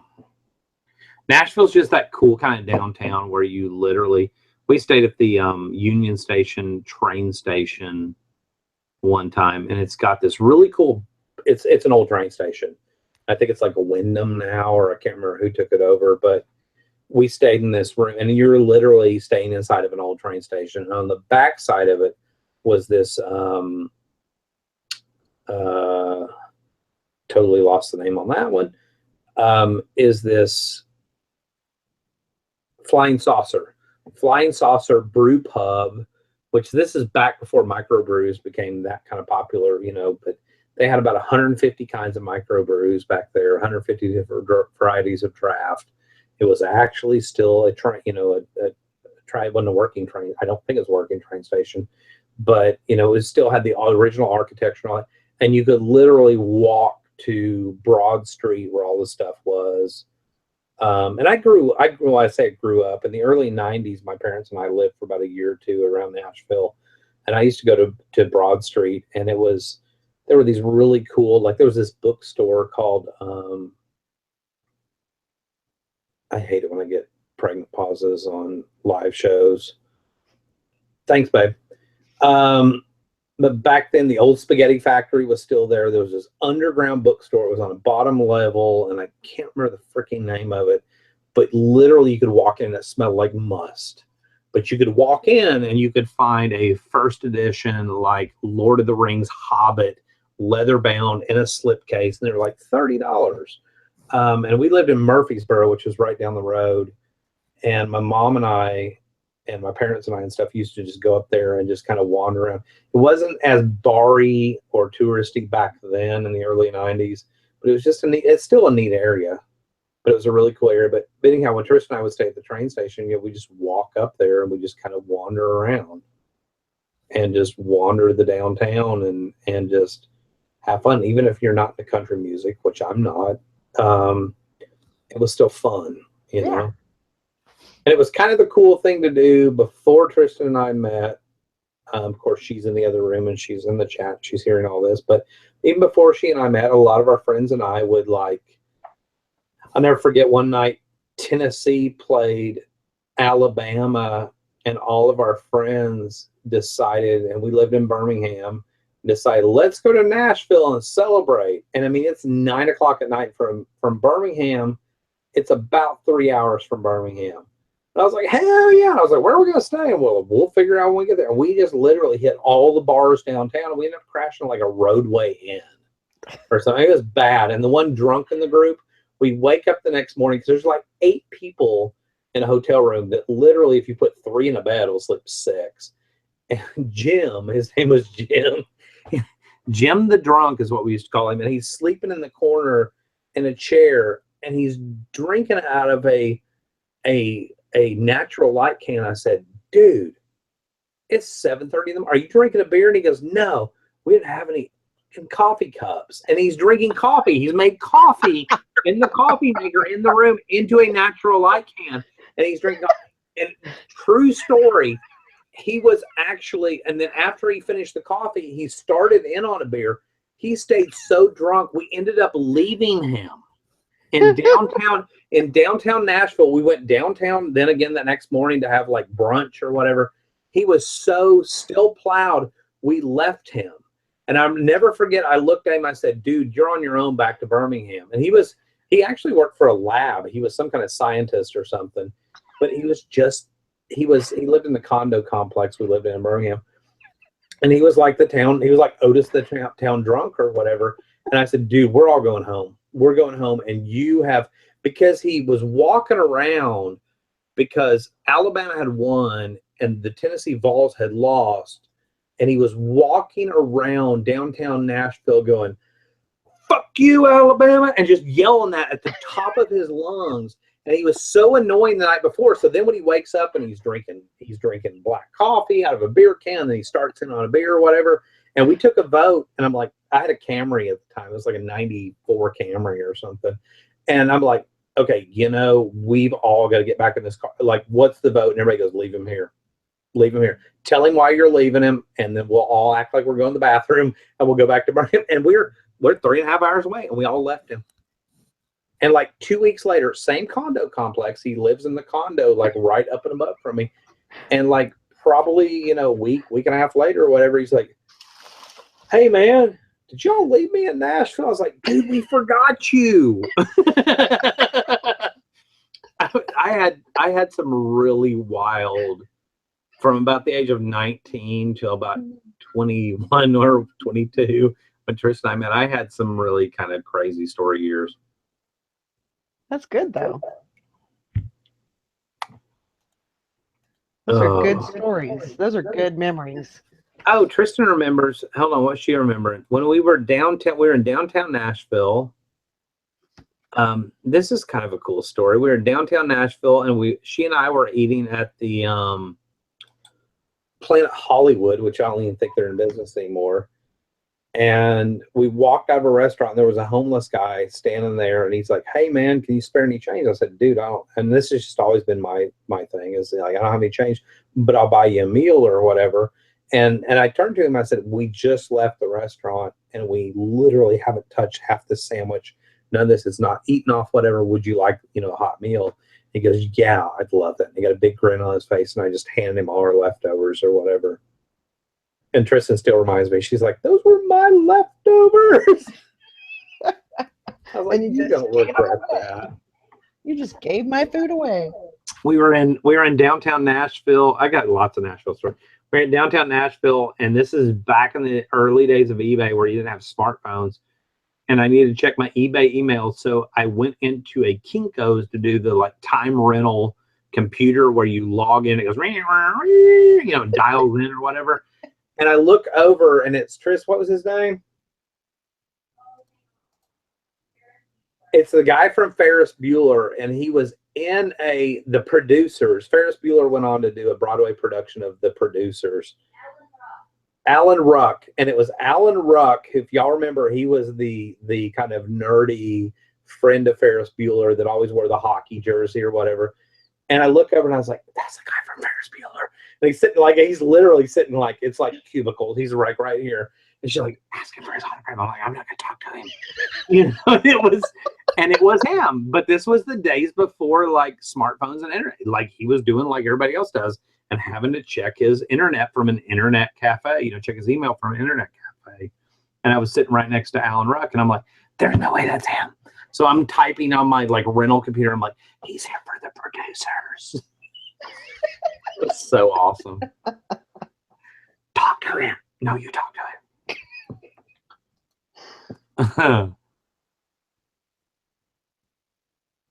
The Underground, Jack Smack, that was at the top of Broad Street.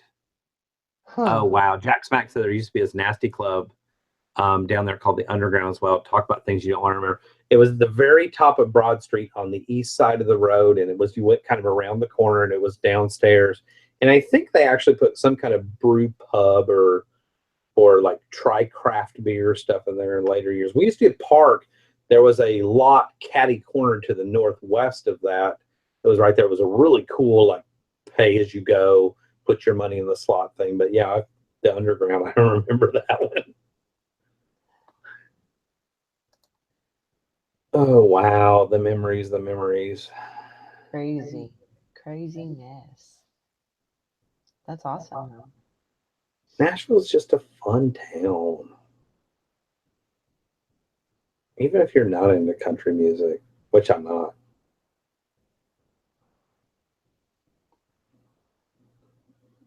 Nashville's about as big as you're going to get as far as a big city in the South without going to Atlanta. But, the problem with Atlanta is it's got a little rough.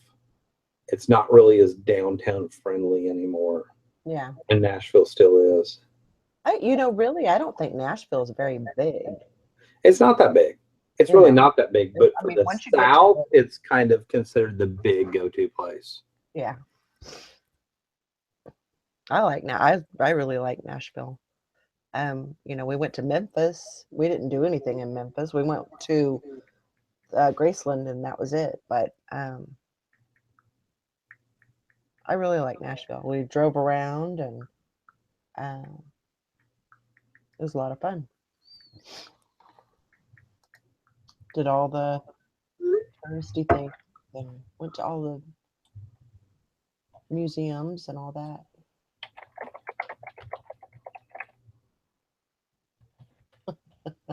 So we went to Memphis. I don't know, whatever. The kids were little, and we're like, "Hey guys, there's Graceland.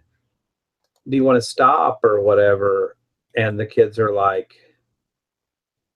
Windsor's like, she was old enough to know who Elvis was or whatever, and she's like, "Yeah."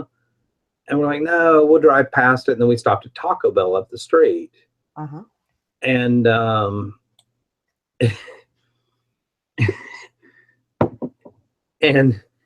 and Windsor's like, "Why is there a security guard?" And I'm like, "Why is there because it was pretty bad. It's not a good, Graceland's not in a good neighborhood anymore." No.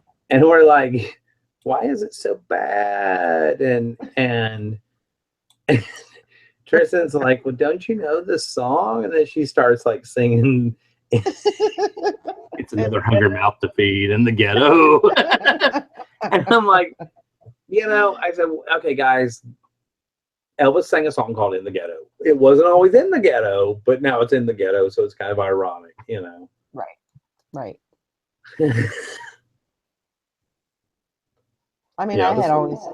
I'm such a big, Elvis fan. I always had that dream of going there, and you're right. It wasn't in a very good area at all, but it was still Graceland, and I still had a great time, and I'll never forget that. They can't move it, Nope.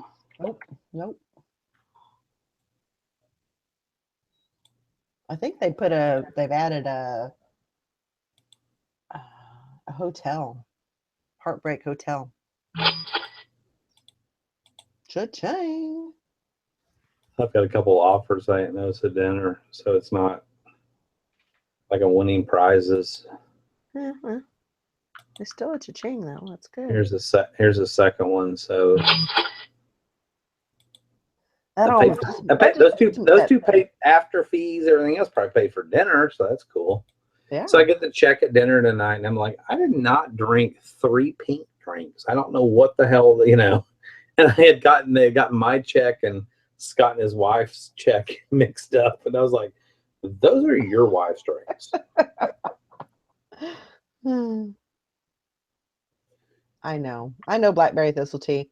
You know what was funny is you're not supposed to, I guess, in the like the um where everybody's buried or technically buried, you're not supposed to do like any kind of video or anything. Well, I for some reason I didn't pay any attention to that. So I was videoing the whole thing. And I still have that video. But oh that was horrible. Jack Smack said there's no hell no, there's no barbecue in the world worth stopping in Memphis anymore. There's is it Corky's? My father-in-law is like, we gotta stop at Corky's and get the I'm like, you can buy that at Walmart now. And big bolo to anybody that can get Corky sauce. I'll just go ahead and ruin it for everybody. You can buy, and is Zilke the bearded picker in here? Because I know he was selling it one time.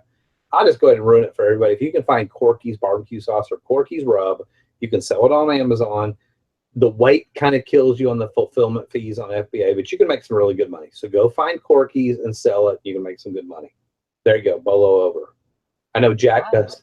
I know Jack does Amazon. So it's about it used to be $2.16 a bottle, and you could get $11.99.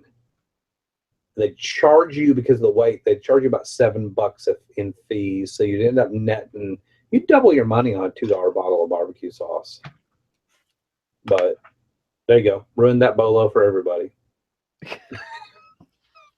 You're welcome. You're welcome, Scott. I don't think he sells it anymore. But regional barbecue sauces, regional sauces in general, not just barbecue, that's something, if you're approved in grocery on Amazon, you can make really good money off of. Yeah. Our deal with blackberry thistle tea said Corky's is good though. Our thing was we would keep. We have a place called Dreamland here. It's another one you can do that with. Oh crap! What's the other one? Gibson's barbecue sauce, and they sell it locally in Walmart's here. You can do really good. You can do really good with regional products that have a following because somebody went to Alabama and they found it and they loved it, or they went to North Carolina and they love North Carolina style barbecue sauce and they can't get it when they get back home. So hell yeah, they'll pay $11.99 prime for it. The weight, like I said, the weight will kill you, and plus it's a liquid, and you can't have liquids over 12 ounces. I think I can't remember what it is with Amazon because it's been a while since I said anything in. But you're going to make sure you're there. The fulfillment cost will kill you, but at the end of the day, you'll still make some money if you don't mind bubble wrapping a bottle of barbecue sauce and sticking a sticker and packing them all into boxes. And you're not going to get rich. You send in 50 bottles of barbecue sauce, you might make $100 right after all that work. But you find enough products like that, you can make some good money. Jennifer said teas do really well and spices. Yeah, same thing.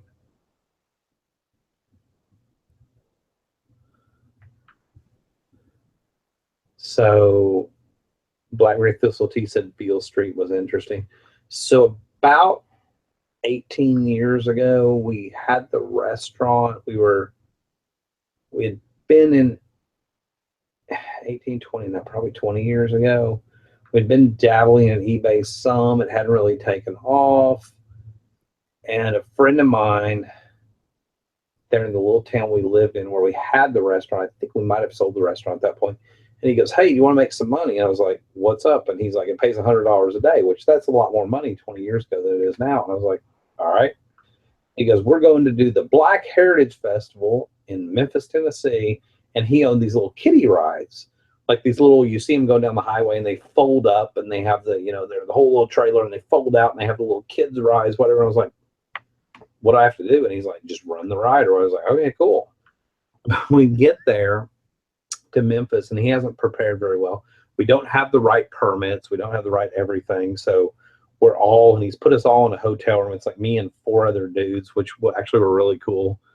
And I'm like, okay, cool. We we'll just get some beer from the gas station next door because we all rode in his truck.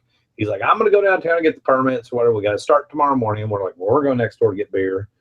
And so we end up setting up at the Black Heritage Festival, which we're like the only 6 white guys there, which isn't, I mean, like not a big deal, but the whole entire time I keep seeing these signs for like smoked turkey legs. And I'm like, by God, and they're like $1.99 or $2.99 or like, I'm getting me a smoked turkey leg.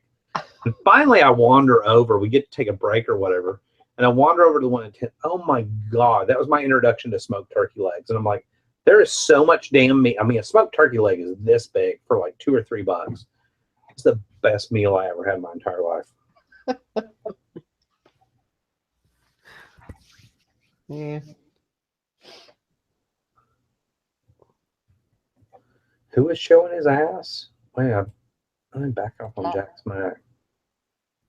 No, not Jack. I'm sorry, Jack. I didn't mean to say you. His friend. I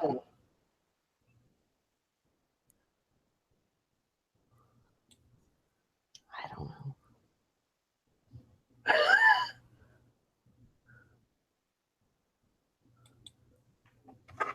I was trying to get a hold of Sally, but I don't know what's going on with her. I don't have her number, do I? I don't think you do. It says she's been off for 2 hours, but I don't know. I don't know if she's sleeping or I do know that much.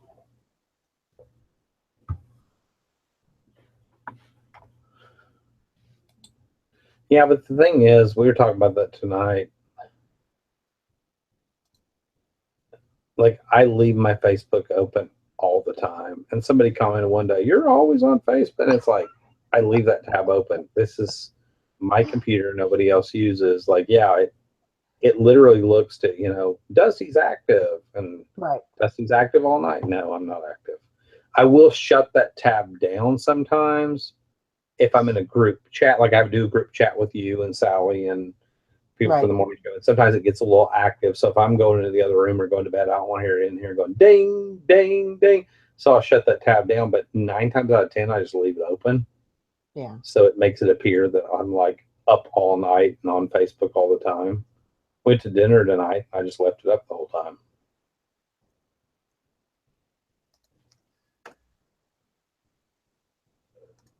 Four guys sharing a room. No.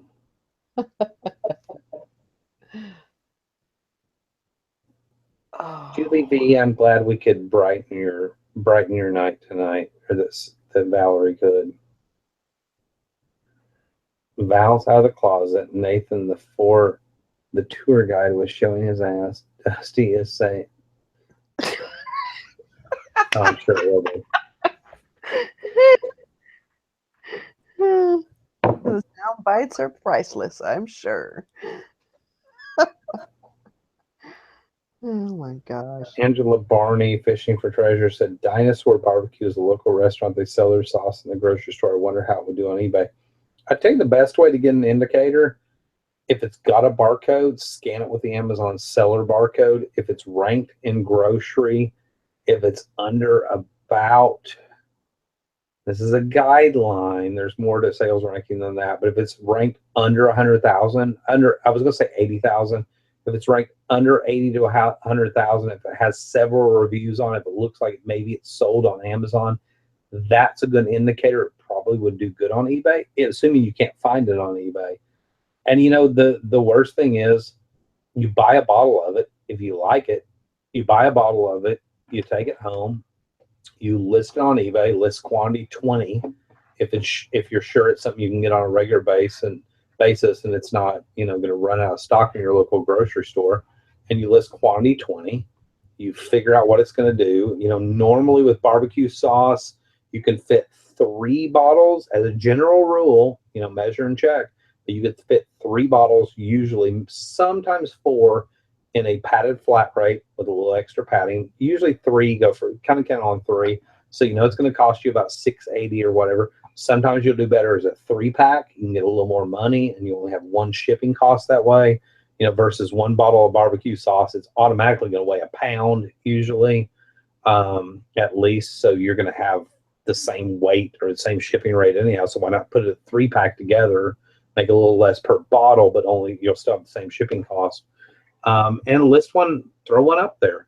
And if it doesn't sell, then just eat it yourself. And the worst you're out is if it costs you $2 a bottle or $3 a bottle, you're out $6 or $10. But if it really takes off, then you might be onto something. Yep. She said she doesn't have a scanner. I don't do Amazon. No, there's actually an app if you have a smartphone. It's called the Amazon. Take a picture. Here's the easiest way to do it. Take a picture of the barcode when you're in the store. Go home without using any app. Go to Amazon.com. Put that barcode in the search box on Amazon. And well, actually, I could probably search dinosaur barbecue sauce, but put that in the search box. Try to do it while I'm talking. Put that barcode in the search box and see if it shows up. I mean, there's a little better ways to do it in case it's inactive. Dinosaur barbecue Wango Tango habanero hot 19 ounce. Does that sound familiar?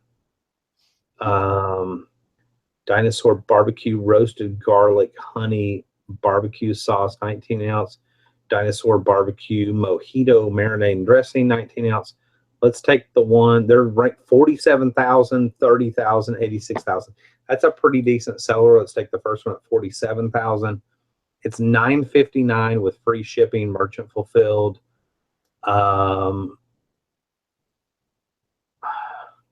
Where's that out of? I'm kind of curious where she's out of. You know, like I said, throw it. I think she's New Jersey area.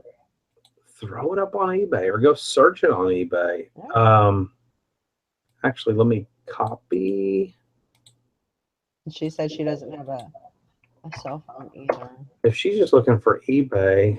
Yeah. SAUCE.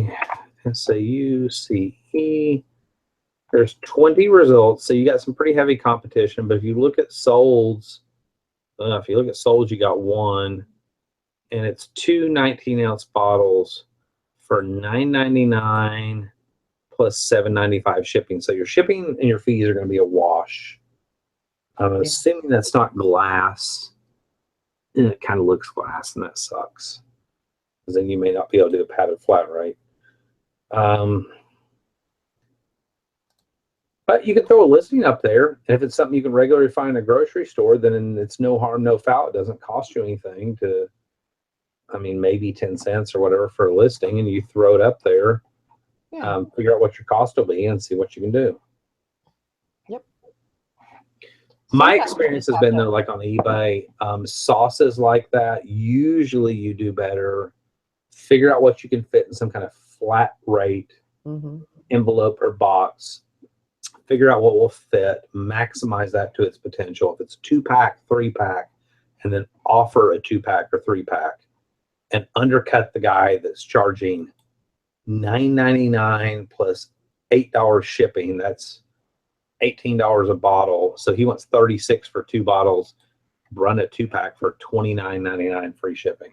Yep. And that's where you'll usually come in, if that makes sense. Just do the math on it. You might, if you don't do the math right, you might lose on your first one or whatever, but consider it a learning experience and go on from there. Now what are you laughing about? TJ Town says, just pour the bottle into the envelope.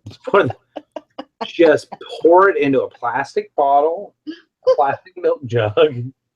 Oh my God. The glass thing, Angela, is the only thing that would make me hesitate. But if you wrap that bottle pretty good in some really thin bubble wrap, and then wrap each bottle and then shove them into a padded mailer or even a regional A, but it's out of New York, so you're extreme East Coast. So, you know, if you end up going regional A from New York to California, it'd probably be $10 plus. Yeah. You know, even if you did a box. But, you know, there's just different ways. Play around with it. Find out the hard way and maybe lose on one sale. But if you lose on one sale, then you figured out what to do, not to do on the next one. You know where to price. You know how to do your stuff. And you can make some money. There's a lot of money in regional sauces, regional spices. and it's something that's really commonly overlooked on both eBay and Amazon. Ziploc baggie. Porting a natty and thrift. What's up, Joe Hare? Thrift Day said porting a natty light can and bubble wrap it. Yeah, Jack Smack said beer cans are for coffee only, not hot sauce. That's only if you're Jim the drunk. I wish I could remember that guy's last. Have you ever met somebody in your life that you knew that was just the total, like, life of the party, the town, Otis the town drunk, whatever, and like 10, 15 years later, you're like, I wish I could remember their last. I would love to see where they're at now. And you can't remember their last name. Well, do you talk to anybody that you used to hang out with? Me? I have one friend from high school. Are you kidding? He's actually in the Alabama Pickers group. He and I caught up about a year ago, and I was like, dude, and he's like, dude, and I said, do you not, he's like, did you go to that reunion thing? I'm like, no, screw that. And no, it was like literally he and I are the two people that kept up with nobody because we didn't want to. Like, right. If I graduated high school in 1990, so that's been 27 years ago. If I haven't talked to you by now, then like you're really a part of my past. Like we have nothing in common. Like why do we need to? Tristan says I write people off, but my thing is, why do I need to talk to you? To talk about something that happened 27 years ago that was some memory that, yes, it helped form me and create me into who I am today, whatever the hell that means. But, do I really need to rehash everything? Do we really need to talk about what happened in the locker room with, people flipping wet towels and how the cheerleaders were bitches and we couldn't stand them and all that? Do we really need to rehash all of that? Seriously, no. After 27 years. Yeah, I'd say it's a done deal. Jack Smack says, hell, I wish I could remember some of my own Otis moments. And Megan Carl says, did I black out? Is it morning already? Oh my gosh. I don't talk to anyone from high school, you big baby. Did my wife just smack talk me in the side chat? I don't know. How can your live YouTube feed go from 30 minutes to 4 hours? Just invite Dusty. Hell yeah. Ain't that to which my wife said, Julie, just imagine living with him. Wow. Oh. That is so awful. No, why would you say such lies from the living room?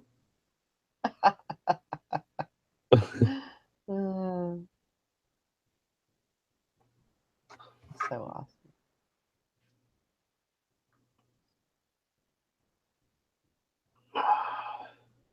So it's really, I don't want to give, I really don't care. It's really cool. I can't remember if I already talked about this or not, though. Well, go ahead and spit it out, and we'll tell you. No, did I talk about Jim and the washer and dryer? No.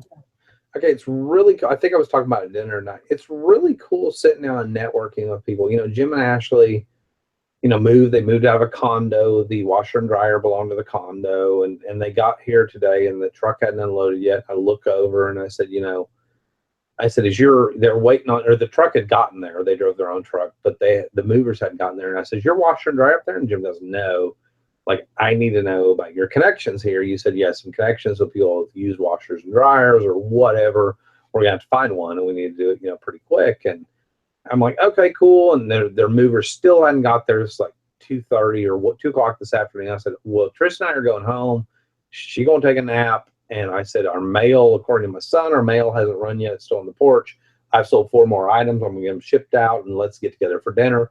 So we ran on home, and I jumped in a hangout for a few minutes with Scott Zilke, that lives here locally. And I said, we were sitting there talking. I said, hey, didn't you tell me that you had a washer and dryer? And he's like, yeah, the house we moved into already had one. They were like brand new, like less than a year old. And so we just took ours, and like he said, they're actually sitting in my garage. And I said, And I explained the situation with Jim, and I'm like, what's the deal on him? He goes, they're not that old. We've had them maybe 4 or 5 years. He goes, it's a high efficiency.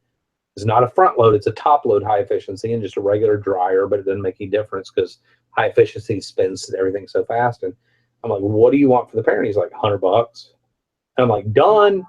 Like I didn't even ask Jim. I'm like, done. And so I'm texting. I was like, hang on. And he's sitting there in a hangout like this. I'm like, hey, I'm sitting here with Zilke, and he's got a washer and dryer for $100. We'll go get him on my truck tomorrow. You know, Jim lives like 15 miles east of town or whatever it is, and Zilke's 15 miles north of town. I was like, done. We'll go get him on my truck. And you know, and Jim was tickled to death. He's like, dude, that is freaking awesome. And that's just the power of networking. It's just a really, really cool story.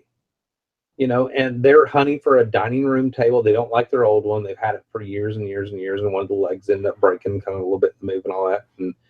And so he's hunting a dining room table and chairs and all that. And so, of course, I'm like, Scott, do you have anything? I was like, I know a couple of resellers here. I know people that have junk stores. Like, don't buy anything before you, like, we sat at dinner and I'm like, okay, nobody buys anything before we check within this group. And it was just, I don't know, it was a really cool feeling to just kind of have that networking stuff. I've always had that with dealers here, but I've never had it with people that I actually like go to dinner with and drink a beer with. And that was just kind of a cool feeling.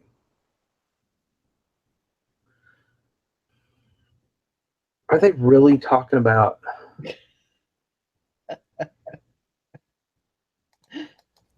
Is Tristan talking about her 10-year reunion and she decided that was it for her? She goes to her no, let's tell the truth. She goes to her 10-year reunion. This is when Red Bull had just come out, and we go to this bar in downtown Birmingham. If Craig, if you're still there, you were asking about the Upside Down Plaza. It was catty cornered across 5 points from that. I don't remember the name of it, but Red Bull had just come out, and I was like, give me a Red Bull and Stoli.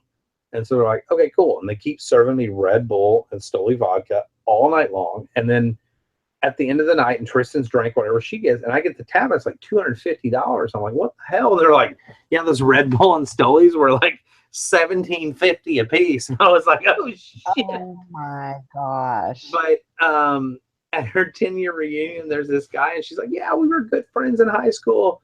He's like, yeah, let me show you pictures of my kids. This is our son, Tristan. And I'm like, no. This guy named his son. No, hell, you got to explain that. Hell no. Oh, wow. No, it wasn't Louis, Craig. It was opposite corner. It was kind of set up as a kind of a brownstone looking building on the same side of the road as where the UPS store is, on that weird little corner. But yeah, he was like, I named my son Tristan. We were best friends. I'm like, no, you're weird. No, hell no, we aren't coming to any more reunions. No, you name your boy after my wife. No. And I mean, it wasn't anything like that, but it was kind of funny. Right. That and the like $300 bar tab because I decided to drink. It was his wife's kid, not his.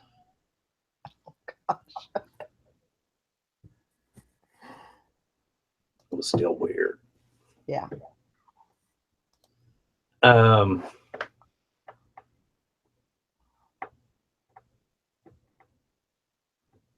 I told Tristan we were on for Nashville. You are? I just took it upon myself to say that. So Tristan said I drank 2 mind.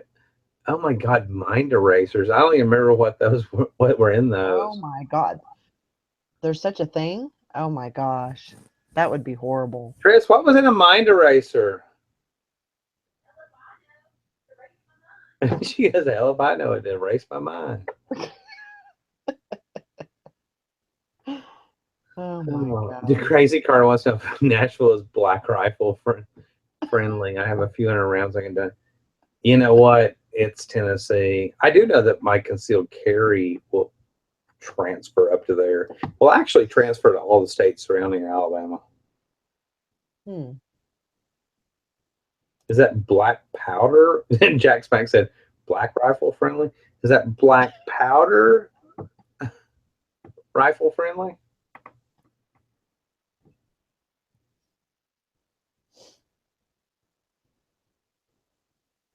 Wow. Oh, Tristan, talking about Letterman jackets. Oh, that was the guy that named his Yeah. wife named his kid. It was one of those weird, awkward moments where you're like, oh my God, and this is a picture of our kid, and this is Tristan. I'm like, whoa. That's weird. Tristan said, are we good for August? The only thing I know we can't do is late July because Zilke's brother, who I'm apparently now best BFFs with, informed me tonight that he can't do late July. So it at least has to be early August. But it's. Or maybe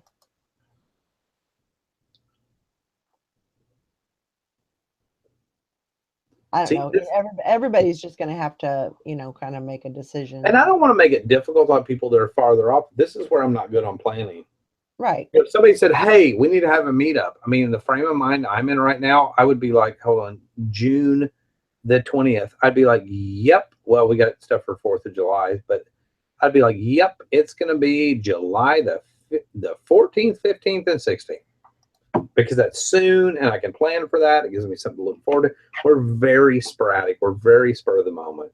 So this is why I don't plan stuff. But that wouldn't be fair to people that are further away, Yeah. Well, I think, definitely having it in August would be good because people can save for it. They can plan for it, Yeah. um, airline tickets and hotels.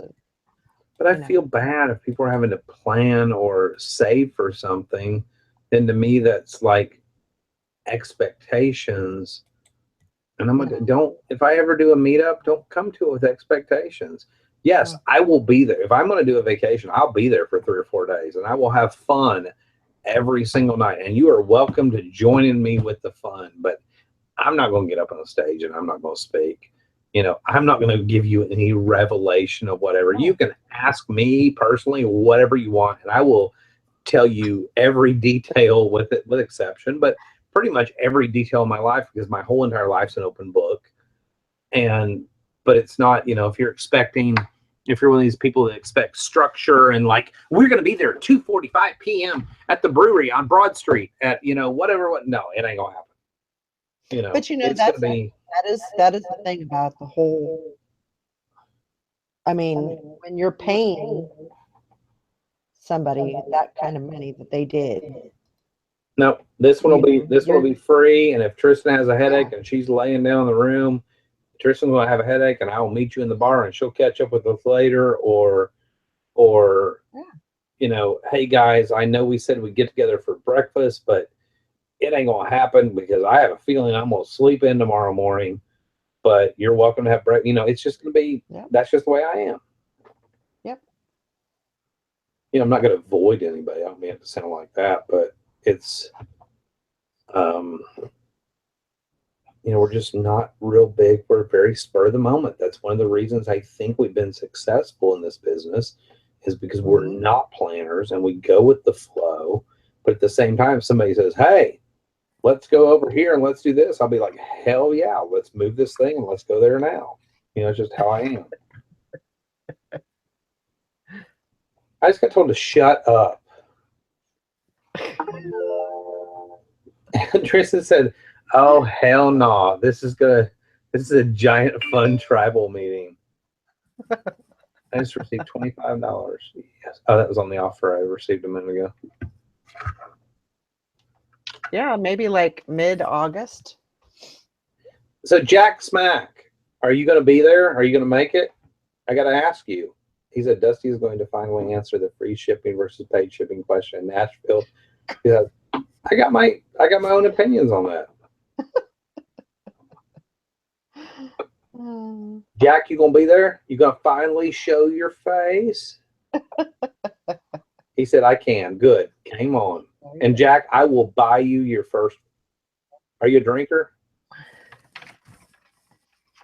I gotta wait for an answer on that since there's a delay. I have family in South Central Kentucky. Close enough. Nice.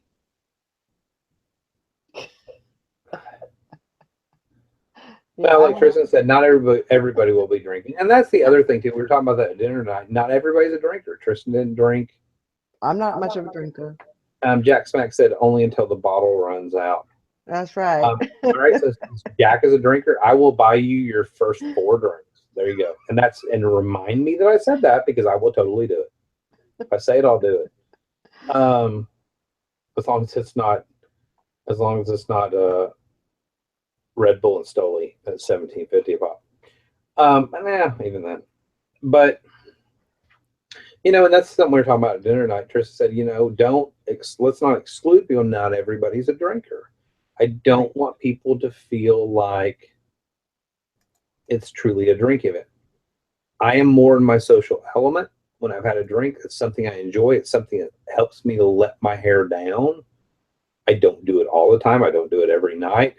But at the same time, if somebody is, celebrating sobriety and struggles with it, it's probably not the event to come to. But at the same time, nobody's going to put pressure on you to drink either. If you're far enough along in your sobriety that you're okay being around it, nobody's going to pressure you into it or anything like that. So Right.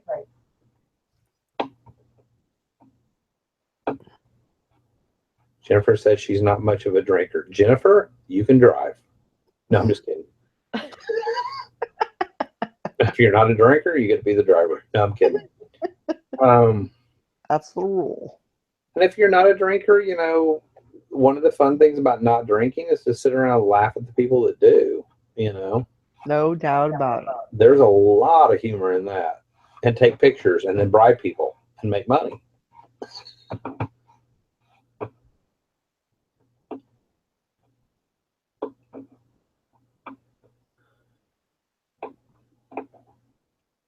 Jack Smack said, exactly. I love people that don't drink. There's always a drink. So true. So very true. No, I used to drink when I was at the bar, but then I don't like that feeling of not having control and having someone else to babysit me. That's just not. So I just decided, because when I drink, I usually overdo it. So yeah. And some people like Tristan tonight at dinner, there was 6 adults there, and I had a beer, and Zoki had a beer, and Zoki's wife had a pink drink, and Jim didn't drink, and Ashley had a pink drink. Jim and Ashley, neither one are much of drinkers, and I don't know I know Zoki's kind of a just go with the flow kind of person. Yeah. And Tristan didn't get a drink. I said, do you want, she was talking about how good it sounded. It was like some pink lime, whatever it was. I said, do you want one? She's like, no, I don't, and she's a take it or leave it person, which is where she and I work perfectly together, No, it's not why you're always the designated driver. For the other end, she goes, is that why I'm always the designated driver? One of us has to be an adult. Tim hasn't drank since June 21st, 2016. That's awesome, Tim. That is really good. But you would be just as welcome. I mean, that's the thing. Yeah. I bet Jim and where's Jim and Tara?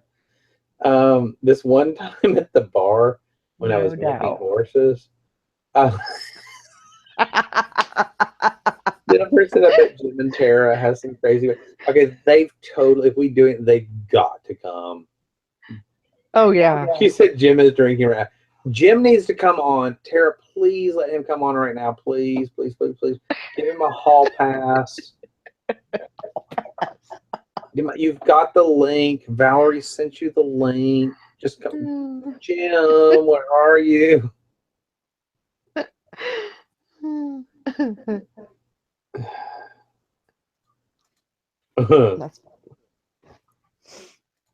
Somebody's got to milk the horses. Oh, wow. Megan Carl said they do have a beer called Polygamy Porter here. LOL. I've actually tried that one. It's not very impressive, but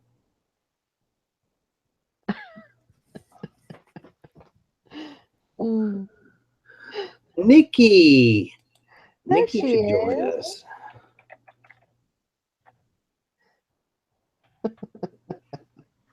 Yeah, I think Sally must have went and took a nap or something because I can't get a hold of her.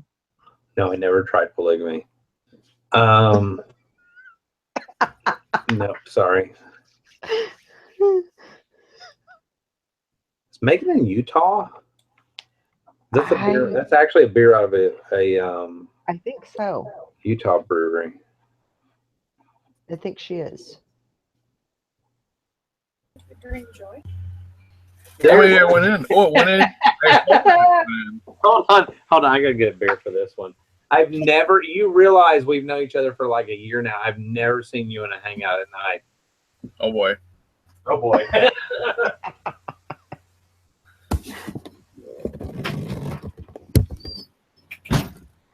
got my Captain Crook glass. Oh my gosh. And my Cabin Still whiskey. You caught me right in the middle of something. This one time in the bar parking lot. Well, usually about 6 o'clock, I like to start to unwind. What are you two still doing up though? I'm downloading mods for Fallout 4 for my kids' PS4. Oh, it's not. Oh, that's not very sexy. I was thinking it was something like really sexy, cool, like as Tara always puts it, really sexy. Like building a crate for a piece of equipment or something like that. It doesn't really work. He just plays video games. Yeah, that's how you make it in this business. You just play video games and the money just comes. And merch. Yeah. And then you get a Gullwing Volkswagen Beetle off of OfferUp. Or where do we get that thing from? Or is it fake? Oh, it's Craigslist. You get Craigslist Volkswagen with Gullwing doors. You bought a Gullwing door Volkswagen off Craigslist? No, I'm being smart, like Rockstar. Oh, hey, no. Oh, sorry. Well, whatever. You got a Gullwing car. He knows it. I'm not. Can't say that out loud. I'll own it. Okay. It's all. What is this? This was the last beer in the fridge. Pollen or Hefeweizen? Dusty, you only had one beer in your fridge? Yeah, I kind of. It was one of those like. It was one of those like we're packing the cooler to go to Florida, and I'm like, we need ice packs, and I'm like, oh, there's bottles of beer in here. Those are ice packs, and I'm gonna drink them in Florida, so I'll just pack them around. And I had two that wouldn't fit. I had that one and a Guinness Blonde, which I wasn't really impressed with, but it wasn't bad. Yeah. When you use frozen meat for ice pack or for ice, that doesn't end well. There in the bottom of the cooler is all bloody. Yeah. Yeah, I tried that once. It didn't end well. Yeah. Well, it's frozen. I figure that's but as it thaws, it gets you got like when you go to open up your beer, it's got this ring of blood around the top of the beer can and stuff. So poor Jim and Ashley, they get here from North Carolina. They had the cooler packed, and they literally, they're operating their whole. This isn't vacation. This is their whole life, and she's going through the cooler while they're waiting on the mover unpacker people to unpack the whatever, and this is just, I'm sorry, I'm just a penny pincher. And she's unpacking stuff out of the cooler, and she's like, oh, these are bad. And she's throwing in this like brand new hefty bag that she's tied to the kitchen cabinet or whatever.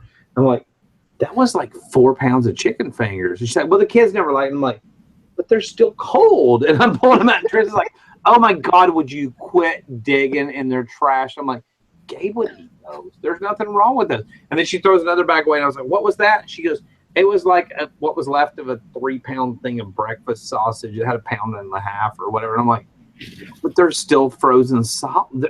They're still like, I'm literally like looking in the trash. I'm like, those are still good. But I think, when you move, it's that point where you clean out the freezer and you realize things have freezer burn or whatever, and you're like, no, we're getting rid of this. But then you got Dusty digging through your trash can going, can I have that?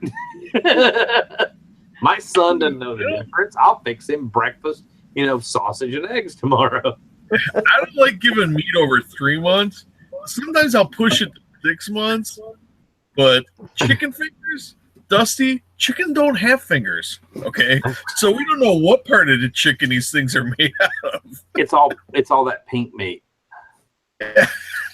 So, lips and butts don't taste good fresh. They're going to taste even worse freezer burn. How many butts? I no comment. Well, okay.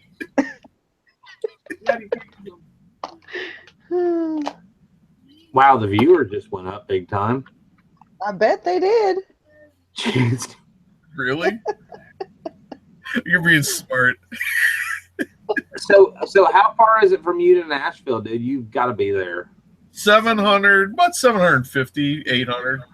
Can you make that in your Astro van? Well, we also have a child, so it's not like we can go get drunk. We have no babysitter. Oh, What? no, it's fine. No, if you get a nice enough hotel, they babysit themselves. Okay. Yeah, there you go.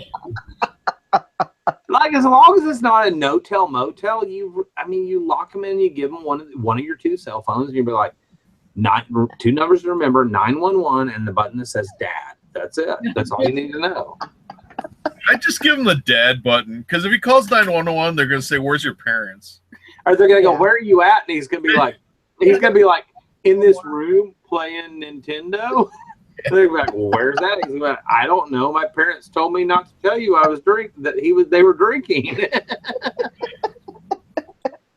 I told Tara I shouldn't tell you this. I shouldn't even tell you this idea. Well, you should totally do it right now on live YouTube. That's awesome. Go ahead.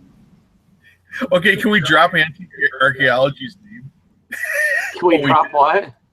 Antiques Archaeology. Can we drop their name on a live show? Sure. You totally We can. should go to there because they have a Nashville location. We should go to their parking lot and tailgate. We should. And then if they come, if that blonde-haired lady who runs the Nashville thing comes out and kicks us out, then we can have her on. I mean, it'd be a YouTube video. It would get so many. Reseller Rally gets kicked out of our Antique Archaeology. There you go. There you go. Super chat. Mike and Frank are there to witness it. And the whole time we'll be yelling like, "Where's Frank? Where's Frank?" Hey, wait, what's that back there? You guys didn't sell that Mercedes. You still have it. The Ford's a prop.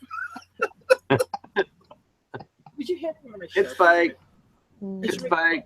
Behind you, under Deadpool. Under Deadpool? Yeah, there's a This whole Deadpool. show's fake. We know you bought Brandy some tits. Oh wait, wrong show. Brandy. Black. No, what's it was That was Storage a War. guy's wife. It was a German guy. Oh yeah, it wasn't Brandy. It wasn't German Brandy guy. because that's what everybody thought because the German wasn't on the show yet. But then when they aired it that new season, yeah, that German, he's got the wife who's always wearing shorts and she's, well, stacked. So for her figure, anyway. I don't want to get too far into that. I always say you don't want to get. She's got the boobs of a 300-pound woman, but she's got a waist this big. Well, it doesn't look natural. I mean, when they get them that I'm big. glad But you can anyway. judge your boobs. Well, So Jim, what are you having tonight? Kevin, my first experience with Cabin Still. Cabin Still, is that? I can't see that. Is that bourbon, whiskey? What? Straight? It's made in Kentucky. It's made in Kentucky, so it must be, which is pretty much where every whiskey's made. It is in Bardstown, where like half the whiskey in the nation is made.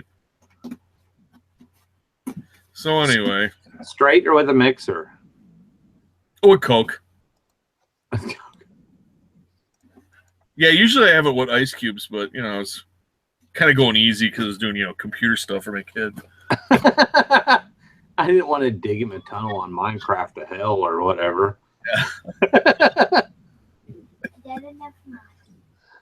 I heard him in the back. He's like, Dad, can you come help me with this? No, he's watching. No, he TV switched now. the shows. Oh, Inglorious Bastards. That's a good show for you.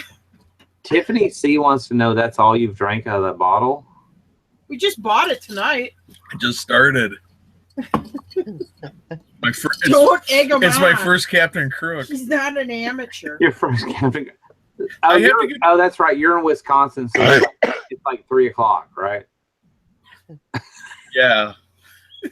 This is Or 11 o'clock. Oh, you're on Central Time. My bad. So what is it about you guys? Midnight? no, he's Huh? central. Oh, you're Central Time too. We're Central, yeah. Yeah, I'm Central. It's 11. It's about Nikki's bedtime though. Pretty quick.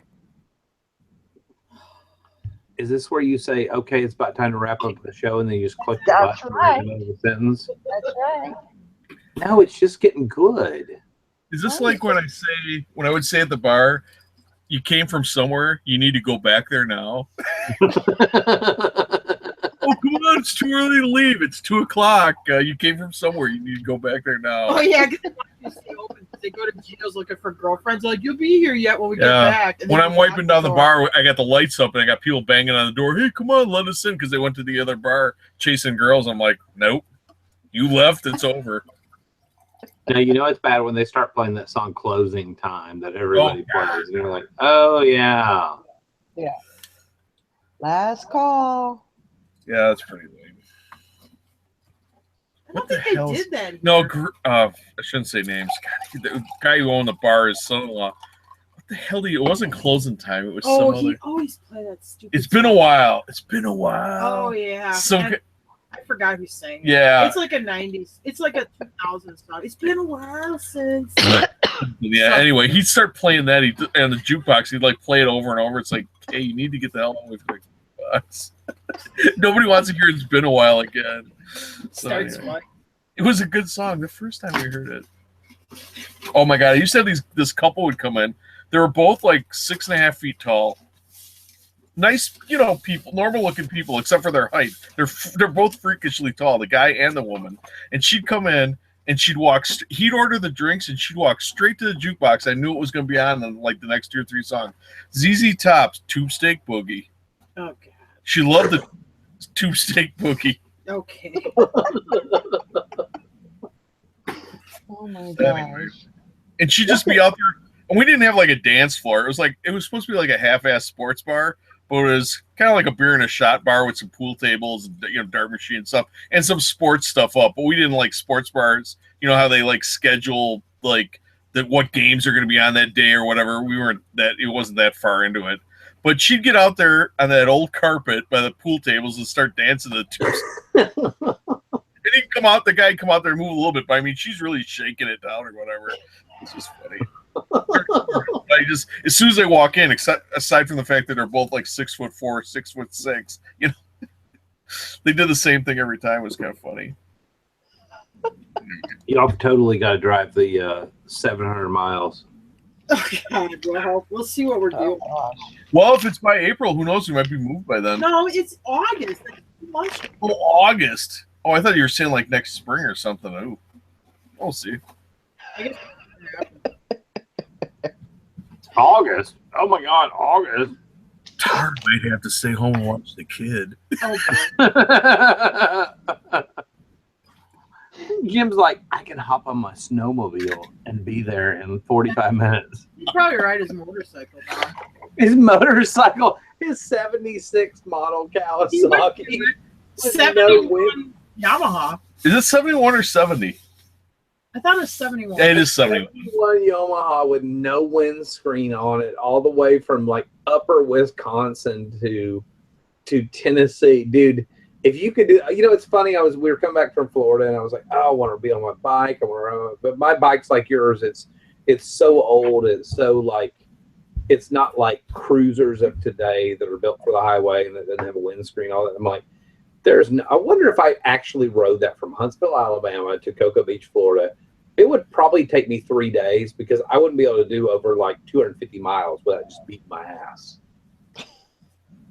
It's like a canoe. because with aluminum seats, they get uncomfortable. But I will take a canoe. I could canoe the Mississippi. You put me in a canoe, I do not want to get out of it. And same thing with a bike. I'll ride that thing. What about you canoeing? What about you canoeing down to a meetup? Yeah, you could go down the Mississippi You're on a raft. Would they be? It'd be a waste from the Mississippi though in Nashville. Well, Memphis to If you Nashville. were I'm way with. I'm gonna tell you right now, if you would canoe from upper Wisconsin to Mississippi to Memphis, I would drive to Memphis just to pick you up. All right, because I don't know. Yeah, we'd have to find like a light pole or something to chain my canoe to. I'd have a beard by then, so I could be the bearded canoe and Tom picker. Sawyer. Yeah, Tom Sawyer. Here comes Huck Finn. Yeah. Oh man. I don't think you're canoeing the Mississippi. Remember when you freaked out over those rocks? And there's like dams and locks and stuff. No. Hey, I'm an expert canoeer. We should go canoeing. All right, should we go on Wisconsin River? Yeah. Oh my God, there's rapids here. I can't go through rocks like this. Did you see that YouTube video, that dude with the kayak where he goes straight off the bridge? No. Like, okay, lean back. So the guy's leaning way back on the kayak, and then he goes straight down. Of course, he wipes. He totally does like a face plant in the water. It does not work. Anyway, wow. So no, I probably would take an automobile. Yeah, I think an automobile would be a better choice. Automobile? An automobile? Oh. Where the hell's Jason? I don't know. Valerie apparently just bailed on us too. That's awesome. She left you live on your own. She went live and then bailed on us. I haven't talked to Jason. I haven't talked to Eric. Was he on the show this morning? I don't think I've talked to him all day. I just had dinner with Jim. The discovery of the pipe mystery. Huh? When we were debating if it was a gas pipe or a water pipe. Pipe that you guys had the shutoff valve to that you didn't know what it was. Yeah, that was. Oh, the one in Jim's garage. Yeah, it actually, it turned out to be water. So we got to his house, and I'm like, okay, is your power on? Yeah, it came on a day or so ago, whatever. And I'm like, what about everything else? Well, internet will be here on Thursday. And he said, water should be here in a little bit. But we have no water. And Trish was like, well, I got to pee. I don't care. I'm going to pee in your toilet. You can deal with it later. And while we were waiting on the mover, the unloader people, whatever, to get there, 2 men without a truck, the water guy showed up. And that was after I sent you all that message, like, what the hell is this weird connection thing? And I saw the shutoff valve, and they looked like water pipes. And I was like, but then there was that other tube just kind of hanging there, which kind of threw me off. I was like, did somebody have something sitting here? Was this some kind of weird connection, whatever? But the guy turned the water on in Jim's house. And, of course, I, checked some faucets. We were upstairs at the time, checked some faucets. Everything worked, whatever. And then I came back down after you suggested it might be, like a main, you or Eric said it might be a main shutoff. And I turned the little thing, and then I went in the kitchen, and sure enough, the water in the kitchen was shut off. So it's an emergency shut off, which is really bizarre because it comes up out of the slab in his garage. I mean, it's cool that they at least put an emergency shut off and not just the one that you have to have the big T thing for, out the meter or whatever. It's cool that they did that, but it still didn't explain that little gray pipe just coming out of nowhere. Yeah, that's an odd place because usually the shutoff's right by the meter. It comes out of the meter, and then there's typically a shutoff right after the meter. Right, or they might have a secondary one within the house itself or something. But I don't know. It was really odd. But yeah, apparently that's a secondary shutoff. Your meters are outdoors. So ours are inside. They always put our meters inside so they won't freeze. In the south, every house I've ever lived in, they're usually buried in the front yard with a little plastic cover, and then you open it up, and it's like a foot of open area down to a meter with a shutoff. Oh, really? Okay, yeah. All of ours are usually like they're in the basement or inside the wall or whatever. Our water meters are inside the house, but they'll have a little like a telephone wire that runs out with a little plastic thing, so the guy doesn't have to come in the house to read it. Yeah, but in the north, it was a common thing. The meter reader would come in your house to read your meter. Huh. Yeah, in the South, they're These usually. I remember talking to Joe Panico, and he's in Wisconsin. He always said they were inside the house or whatever. But Yep. no, here they're usually, the main runs usually past the the street in front of your house, and then it tees off the main, goes into a meter with a shut off in the same hole, and then it goes from there on underground into your house. Yeah, I'm sure that's because of the difference is because of freezing. You'd have to have a hard freeze, and usually that fitting that's there in the shut off part, all that's brass and metal and stuff, and it's not cheap plastic that's going to break anyhow. Now, another weird thing up here is you don't have anything built out of only very old houses are built out of 2x4s. Right. Everything's built out of 2x6s for insulation for the walls. Everything here is a 6-inch wall. Because I went down my mom and dad's house, I'm like, oh my god, this place is built out of 2x4s. I'm like, there's nothing built up north like this anymore. He's got this huge house that's all built out of 2x4s. It's crazy.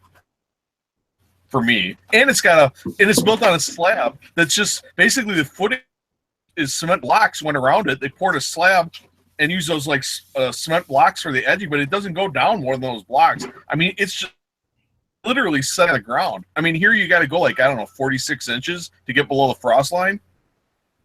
So you have to have cement blocks going down at least 40 beneath that. Usually they go down about 50, 60 inches a block.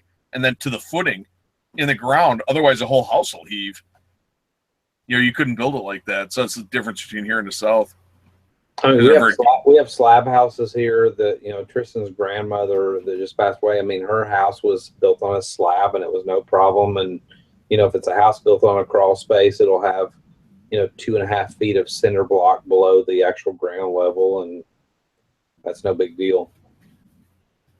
Usually people here, if it's be a hard freeze, they'll do things like, wrap their outer spigots. They'll put those little weenie looking covers. We'll get 4 or 6 foot of frost in the ground in a bad winter. Yeah. It's, where they go, it's got a pipe that goes into the wall. When you turn the faucet on the outside of the house, there's actually a rod that goes in about 13, 14 inches inside, and that's where it actually actuates. So that pipe is heated, so you can shut off in the winter, as long as you don't leave a hose on it. But anyway, yeah, and as far as our outside, when it freezes here, you're pretty much, oh yeah, okay, it's freezing. We do nothing. Everything is the same because our houses are set up to be frozen. We don't have to prepare for nothing. That's why y'all need to move, man. If you live in a place where it's that damn bad, if I was going to live in a place where it was that frozen, I'm at least going to live, and you and I talked about this morning, I'm at least going to live in a freaking log cabin out in the middle of nowhere, and I'm going to be on some kind of well pump that's all buried with some solar panels. I'm going to be living off grid. I'm at least going to make it worthwhile. Yeah. And no, thank you. No. We want to move to somewhere, if you fall asleep outside at night, you won't die. Because if you're out in a hammock here and you fall asleep, you're going to die. Most of the year. Your godson. He went off. Yeah, my godson. He went off in the woods. The cops came to his house. He ran out of the house, ran into the woods. He had done some. I think he was drunk. Probation violation. Yeah, and he was probably messed up when it happened. But he went out in the woods. The cop couldn't find him. They found him in the morning. Oh, that's horrible. Yeah, he froze to death. So it happened here. We'll just end the show right there. Yeah. That's horrible. Well, I never knew him. I lost contact with him. I was there at his baptism, and then I maybe dated the girl another year. Well, it was looking back. I was a boyfriend. That never works out. So I never saw the kid until I read his signature. Well, you know how it is. So anyway, I do have feel bad for the family and stuff. So one time at a bar parking lot. Oh God! One time in a bar parking lot, I was milking this horse. No, he didn't have horses before he met me. No, he was a city boy.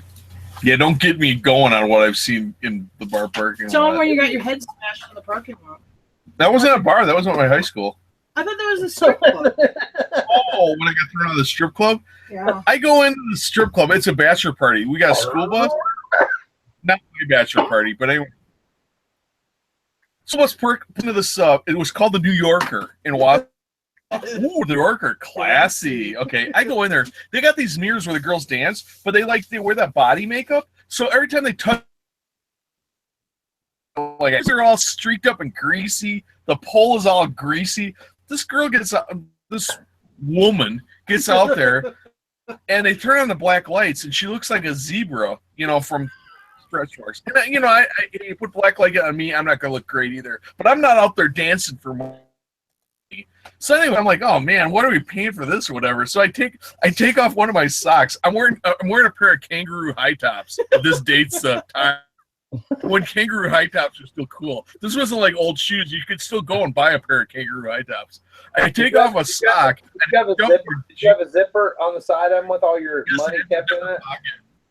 Yeah, had a zipper pocket. They were the leather good ones. They weren't the one with the pocket, the tongue where they cheated. They actually had the zipper on the side of the shoe.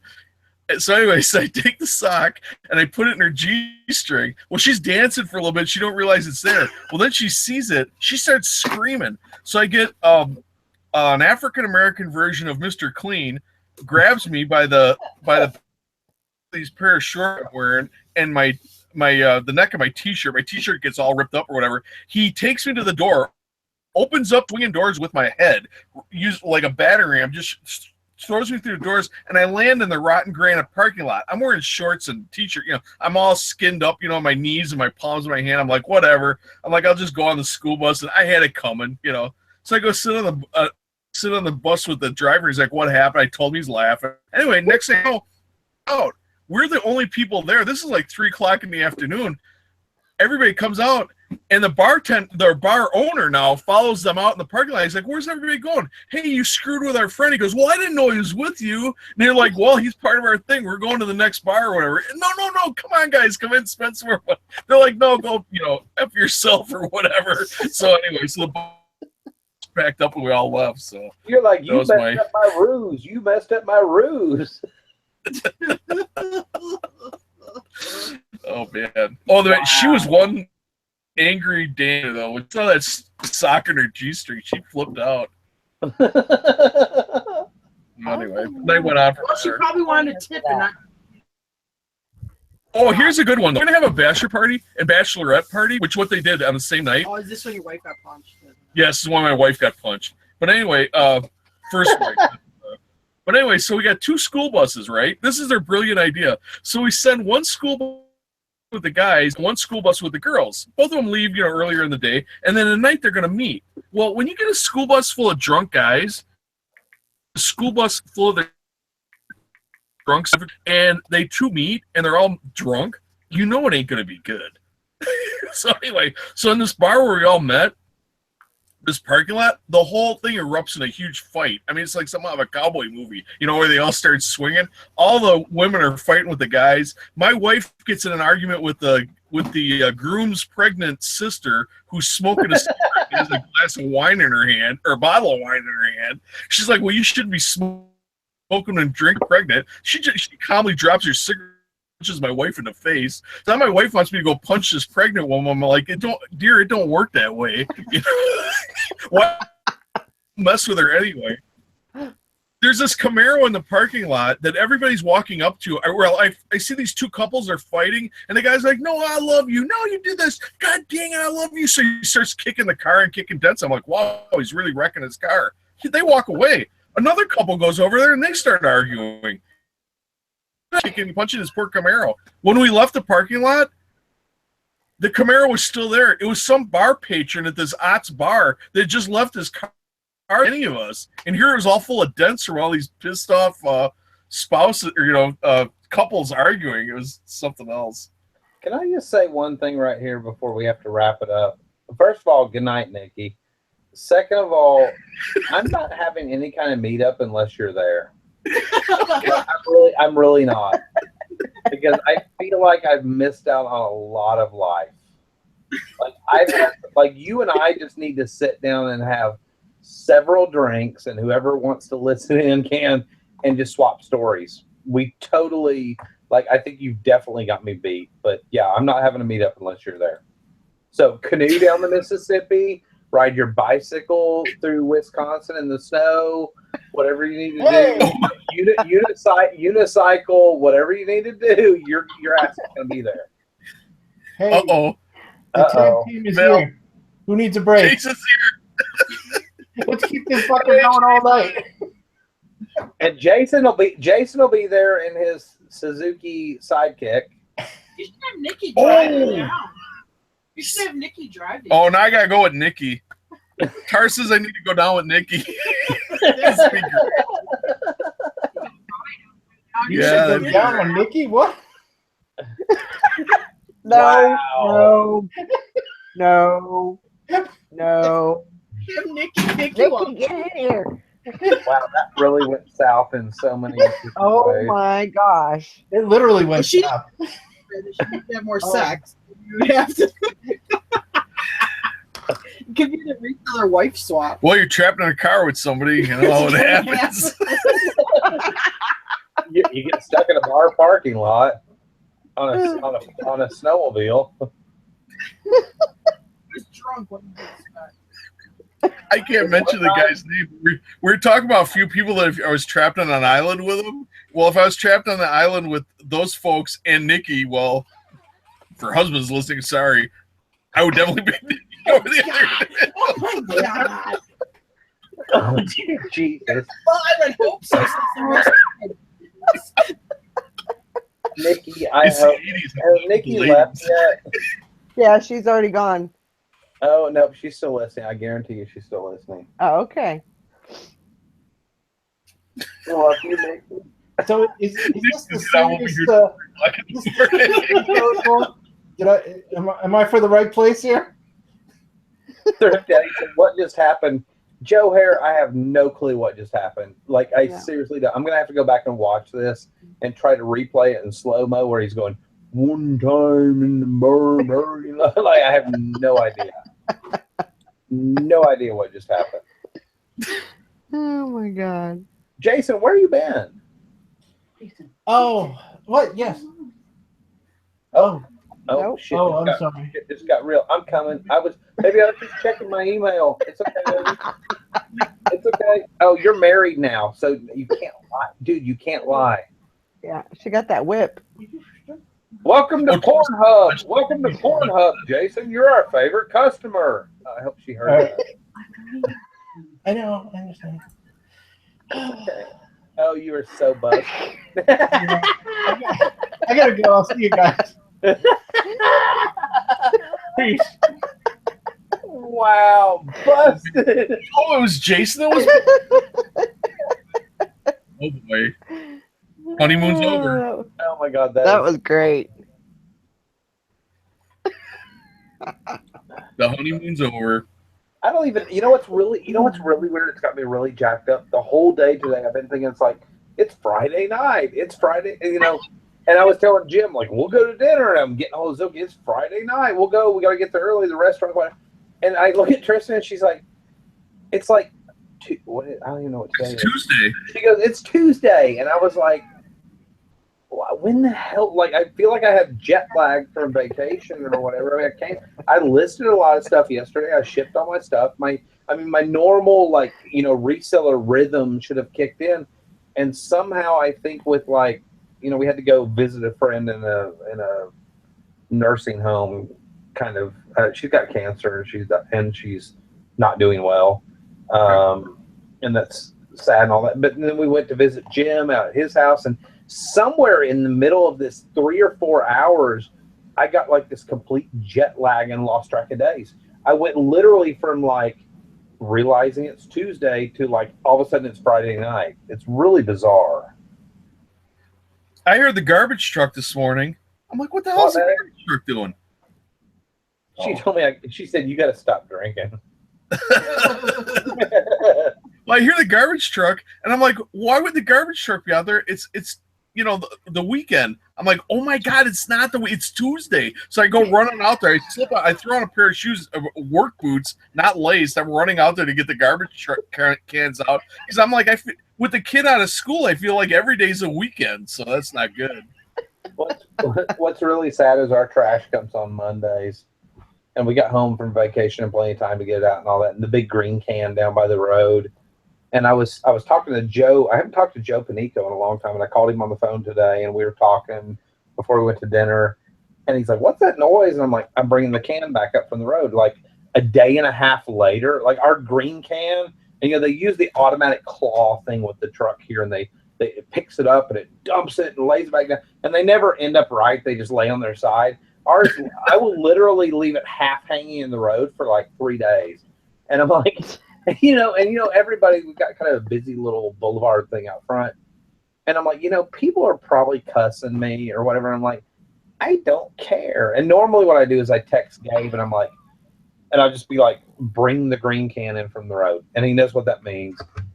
And I waited a day and a half, and I just don't give a crap. It's laying on its side, and in my mind, I'm thinking, well, at least all the juice, all that stuff in those green cans that the city issues you, at least all that crap's draining out of it. At least all the nastiness, the flies are out the street or whatever, at least they're dissipating out there. The baby possums. Yeah, and then I go pick it up, and there's like a family of bears living in it. It's fine. Our trash I put pants on first. I actually was fully dressed, Joe. I was actually fully dressed, ready to go to dinner, and I was waiting on Tristan to get ready. So, our trash guy, he takes our can across the road. He runs the truck across the road, and then he walks over and rolls the can all the way over so the grabber can grab it, and then drops the grabber, and then grabs it, flips in the thing. Then he drops it, and then rolls it back across the road. I'm like, why the hell doesn't he just pull up on our side of the, drive up and grab it? Like, he shouldn't have to get out of the damn truck, because I make it so it's facing the right side is facing the street and stuff. He just does it that way every freaking time. He rolls across the road, waves him the cigarette out of his mouth. He's got a little stub of cigarette in his glove or whatever. I'm like, don't they give you guys a test or something?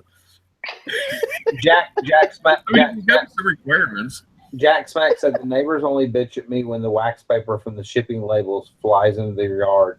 Jack, I know you live in North Carolina, I think, but I think it is. Aren't you in North Carolina?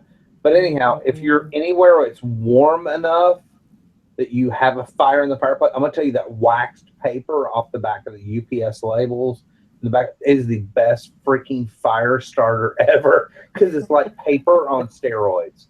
So you bag all that crap up, you put it in a black plastic bag, you just crush it down, whatever, and you literally just shove the whole bag in the fireplace and throw a match to it, and it just goes up and starts all your stuff. Oof. St. Louis. I don't know why I thought he was in North Carolina. I don't know either. I didn't know that he was in St. Louis. Oh, you're cold enough. You're cold enough to have fires up there. That's the best fire starter. He said, I've never thought to burn it. Go burn a piece of it just out of curiosity. It is that waxiness, whatever. It is kick-ass fire starter. We get in trouble for grain bags, and we deny it. The neighbor will be like, hey, is this your grain bag? Oh, no, it's not us. Well, Tristan used to do the thing, on Pinterest where she'd save the toilet paper tubes, and she put the dryer lint. We dripped candle wax. It was good fire starter. And then one day I had a whole bunch of that waxy paper like Jack's talking about with the from the back side, the like UPS labels were, and I shoved a whole bunch in a tube and I lit it, and it was like, I was like, okay, this shit's awesome. When you said with the toilet paper tubes, I thought it was going to be like college, which is a lot like prison when you're living in the dormitories, because you're a bunch of guys in the same building for the same reason with brick walls and whatever, and you try not to get in too much trouble. Well, we take those toilet paper tubes and then you stick a dryer bag, like those cloths that you put in the dryer, so the anti-static or whatever. All right. Yeah, you put that inside the tube, so when you exhale whatever you're smoking, when you blow through it, it'll smell good. Okay. So when I get to pay my way through school, I got a job being a wing boss. It's called an RA, resident assistant, but basically you bust people. I became the police guy or whatever. So the first day I'm telling these guys, hey, don't try the thing with the toilet paper tube with the dryer. What do you call it? Oh, dryer sheet. I go, because I know that trick. I've already done it or whatever. They're all like, you just see half the guys, their shoulders just slump like, oh. I'm like, I don't care if you guys smoke grass, but just don't do it here. Do it on another wing. When you start my talking about gosh. shoe sleeve and toilet paper rolls, I'm like, oh yeah, been there. Oh my god. Dude, Oh I my have gosh. I have no money. I have no money to offer you. I'm sorry, I don't have any spare money. But if we have a meetup, you're going to be there, and I will do whatever it takes to get you there. If I have to if I have to fly you a paddle to Wisconsin to help with your canoe, you're coming. If you do a GoFundMe, I will hang you from a tree. What? If you do a GoFundMe, I will ride down there on a horse with a rope, and I will string you. I will milk your horse. We need a GoFundMe called get Tara's husband to Alabama. Now, wait a minute. Are we doing this in Nashville or Alabama? Oh, Tennessee. Sorry. Nashville, yeah. I'm trying to, if we do it, I mean, I'm not gonna lie, I'm lazy. It'll be, if I can drive there in an hour and a half, 2 hours, it'd be great. But I think ideally, and it boggles my mind that people would fly in to like see anybody. I mean, because I personally, eBay Live has been going on for 20 years. They've had that for 20 years. I've never flown to it. I have no desire to go to it. I guess it's because I didn't really know people. If I knew people and I knew that 5 or 6 people that I really like were going there, then yeah, maybe I might fly. And I've had chances. Vegas from Huntsville is pretty cheap. I could have done it, could have whatever. But if I was going to do it, I would pick somewhere that if people did want to fly in, then yes, it's more affordable. It's more of I can drive there, win-win. They can fly there and it's cheaper on them, win-win. But at the end of the day, it's just. Let's do the end of August in Louisville.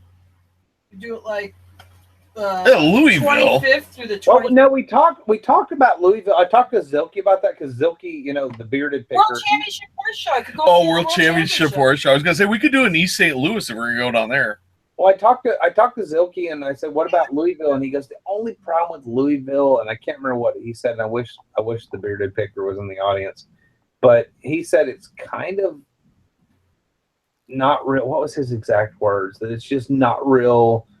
Like it's not it's more of an industrial town. I think is what he said. It's not really great. No, it's like not fun. Whereas Nashville downtown at least has fun stuff. Oh, they have some paddle boat tour called the Belle of Louisville. Ooh, that sounds like a go-to. A paddle boat? Do you have a paddle boat you can take down the Mississippi to get there? On the Ohio, well. Anyway. Megan, you're going to ride a lawnmower to Nashville, the reseller version of Straight Story. Yeah, the Straight Story. That's what I was trying to think of it. I was thinking the right, but yeah, it's a Straight Story. I love that. Jack Smack said, "Pardon my French, but Louisville is a shithole, honestly." I would have an alternate reason for that one. I don't know what Nashville seems nice, but I mean, I've only driven through on the expressway. Well, here's the deal: you get within 150 miles. You get within 150 miles of Nashville, whether it's by horseback, canoe, covered wagon, whatever it is, whatever means you take, snowmobile, whatever. I will come pick your ass up. I can't guarantee anything for Tara. She might have to be strapped to the hood or whatever. But you personally, I'll come pick up because I think we'd have a blast. Oh my god! She said, "Oh my god, I heard that." And there'll be stories to tell afterwards that start with this one time in Nashville in a bar parking lot. Oh my gosh. Nashville where Jim turned back into Dex. The wife says no, but the cabin still says yes. Oh my gosh. All right, you guys, I am going to close it down. All right. Yeah, it was a blast. Apparently, according to Thrift Daddy, we have a bromance going on now. Oh Yeah, my this is the God. funnest hangout I've ever been in. No, it's just, you could tell. I mean, you could tell who you're going to get along with before you do meetups, or in life who you're. I mean, you know who you're going to get along with, who you're not going to. Yeah. You know. Very, And it's very true. business. It would be a business meetup. We could write it off. We could Yeah. write off an Oh, entire heck yeah. gallon of cabin fever or whatever it is you're drinking. It's gonna tomorrow morning it'll be cabin fever. Cabin Still, handmade Kentucky straight bourbon whiskey from Bardstown. Bardstown, like drinks. Oh, you can't shut it down now, Sally. Oh no, Sally's Every time Valerie tries to shut it down, somebody shows up. Damn it. This is like Chris Carone's drive-by or whatever. You're the new drive-by.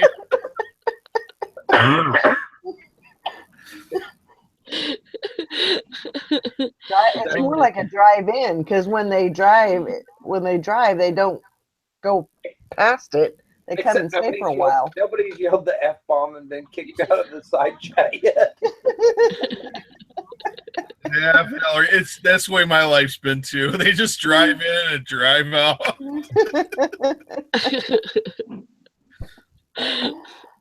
Oh my gosh.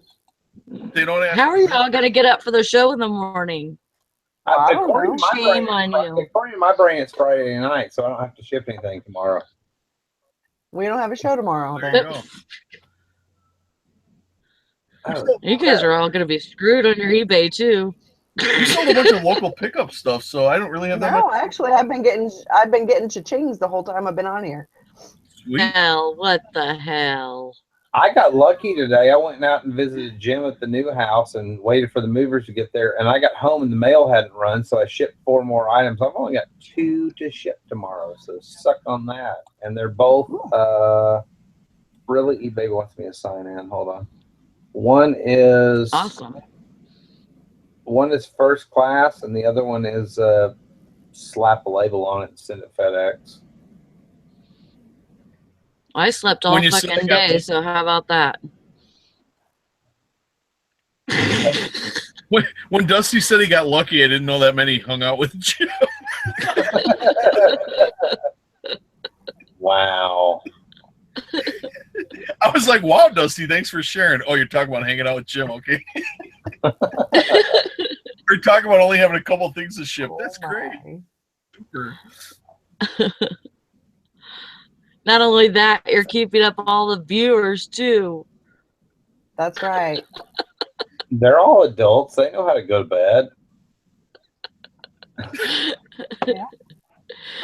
We're telling them a lullaby or reading, telling them a story so they can get a good night's sleep. You haven't had any thumbs down. That's pretty awesome, too. That's right. How can you thumbs down a show like this? I don't know. I guess riding on This people's is- shirt tails. Shit. Oh my god. Oh, that's a good one. No, I just opened that That's can of worms. funny. I will say it's better than listening to Slow Dime or Fast Nickel or whatever the hell you say it. Is that how you say it? Yeah, so it's just that's how they talk in the reseller community. Right on. Oh my God, you are gonna get busted. You better watch it. How many reselling buzzwords can we throw into one show? Hey, it's Reseller community, Bolo, Fast Time, Slow Nickel, Networking. Network. Network. I just hate Hey. buzzwords. The cabin still keeps it real. All right. I never. A plastic bottle of this crap is actually pretty good. Oh my God. Well, sure, if you I'll give it a review tomorrow morning. Oh, here we go. We got some suggestions from the audience. Crushing it, killing it, smash that like button, sourcing long tail, The Benz ROI. ROI. You know what's funny? I mean, even with years with my dad in the grocery business, I knew what the term meant, obviously, but we never used the term ROI. That was just like really, it was a profit margin for years. It was a profit margin. But I think if you say profit margin, that makes it too difficult for people to understand. So you have to call it like ROI and have a fancy three-letter acronym and buzzword for it. Leveling up, niche or niche, employee. Oh, yeah. Yeesh. Work smart. I'm looking at all these suggestions. Work smarter, not harder. The hustle, the death piles, side hustle. The hustle. Oh, y'all are Hustle awesome. harder. Comp sales. Retail I arbitrage. read that from Jack Smack. Oh, F me through daddy. Yo, yo, yo.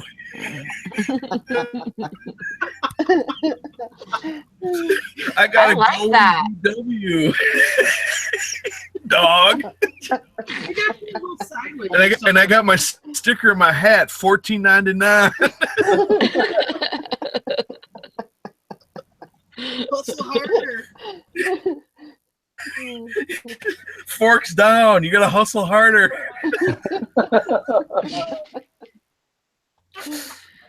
Oh boy. Wow. Tar sees his You're hat. supposed to go West Side. Somebody just said Jim Reese. I know they wrap their middle fingers together, and I know forks up is bad. Forks down is good. What is that? I've never heard of that. Yeah, I don't know if she's right or not. There was when we lived in Birmingham. We lived right before we moved from Birmingham to Huntsville. We lived in a condo, rented a condo, and it was in one of the wealthiest part of Birmingham. A good school system. I mean, like every mommy drove a minivan with a tennis visor, and it was a member of the country club. And it was And a soccer ball. It was Vestavia Hills. And one day Tristan looks at me and she's like, Vestavia Hills West. And I'm like, what the hell? You just threw gang signs for a 99.9% predominantly white, overprivileged children school. What the hell was that? She's like, I'm just kidding. And we used to make Trivia thing. I went to this trivia contest. Wait, I went to this trivia contest in Stevens Point, and a guy there who lives in Rockford actually works for lives in Janesville. He actually works for the juvenile intake place, juvenile correctional place. So he's got this book on gang symbols. Okay, masters. I leave it in my car after trivia. Well, I take my two kids after my divorce. I take my kids down to Florida to go to Disney. We're coming back in my old 1984 Oldsmobile. I just like the fact you're still wearing that hat. But go ahead. These people are beeping at me. I'm like, I don't know why they're beeping. I'm like, why are all these people beeping at me? And I mean, we are in the African American part of town, or what? Not necessarily that's where gangs would be, but I mean, we're in Rockford, Illinois. Okay, there's a presence there. Well, anyway, my kids are looking in the book, doing the hand gestures that are in the book for the jail on how to so the jailers can recognize these gang symbols. So they're doing gang symbols out the back window. So people are driving by beeping. I'm like looking. I'm like, hey, wow, I'm really well accepted here. Oh my god. We would have totally done that when we were kids too. It was funny. We totally And would this have done dude, that when we were kids. I'm in this taupe Oldsmobile 98, 1984 Oldsmobile 98 that was perfect. It was a guy kept in the garage, and I wound up a mechanic sold it to me. He's like, you got to have this car. It's you. So anyway, I got this Oldsmobile, this taupe Oldsmobile. Well, this guy pulls up with the identical Oldsmobile 98, but it's like Kermit the Frog green, metallic. With the spinners, so when he stops, like his hubcaps are still spinning, and these two guys look at me, and the dude goes, "Nice car," and I'm like, "Yeah." And my kids are still doing these things out the window. Anyway, it's funny. Oh my god. Dusty, I know we got totally off track what you're talking about. Sorry.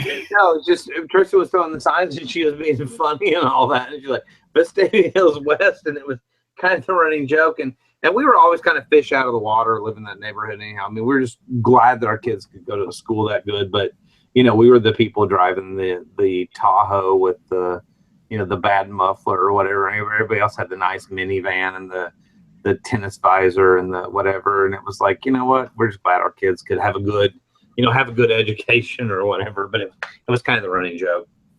Hey, well, you got the car that's paid for. Huh? You had the car that was paid for. Well, I mean, Exactly. that was, you know, that was the thing. And that's something we figured out when we were living in that neighborhood. And that was kind of, we started the Dave Ramsey plan about the time we lived in that neighborhood. And it was kind of like, you know, it used to piss me off. You know, it's a public school. It was a great school. But you would take your kids to school at the beginning of every year. And it's like, okay, the PTA needs their dues of $275. So I'm like, no, screw that. I'm not paying PTA anything. I understand PTA associations are needed somewhat in some areas and whatever. But I mean, like, this is the best school system, probably rated in the top 10 of all the state of Alabama, which is kind of an oxymoron, but still was a great school system. And, you know, I was like, no, I'm not paying them dues because a bunch of tennis visor wearing soccer moms got together in their minivans and decided that they need to charge dues for this, that, and the other. You know, I'll donate pencils or pens or paper or whatever I need to do as I can do it. But outside of that, no, I'm not paying dues for my kid. And it was mandatory. And I fought the school system. I'm like, no, not doing it. You know, and we ended up having to kind of pay it. But I was like, this is bullcrap, you know. Everclear. Volvo driving soccer mom. Do what? Word. I used to wear that stupid- So where they at? Oh man. That was our Goodwill find of the day. We got this at Goodwill, and Tara's like, "Oh my god, Dusty hates those kind of hats." I'm like, "Buy it." Like, we need to buy that. Jack, you're calling me about the sweater. I totally feel you. You got me on that one. Wish I had a sweater to put on you right now. What the hell is those glasses? Oh, Snapchat? yeah, I need some Snapchat glasses. Skateboard. Oh, I'm gonna get in so much Oh trouble. my god, you are really good. You're pushing the Did I cross the line? Yeah. You crossed several lines about 20 minutes ago, but it's fine. What line? God. No, I think because I can't really see your hat because of the way it's sitting up on your big head. But Oh. I think there you go. But I think that the thrift store price tag underneath it is a nice touch. I'm going back to Cali.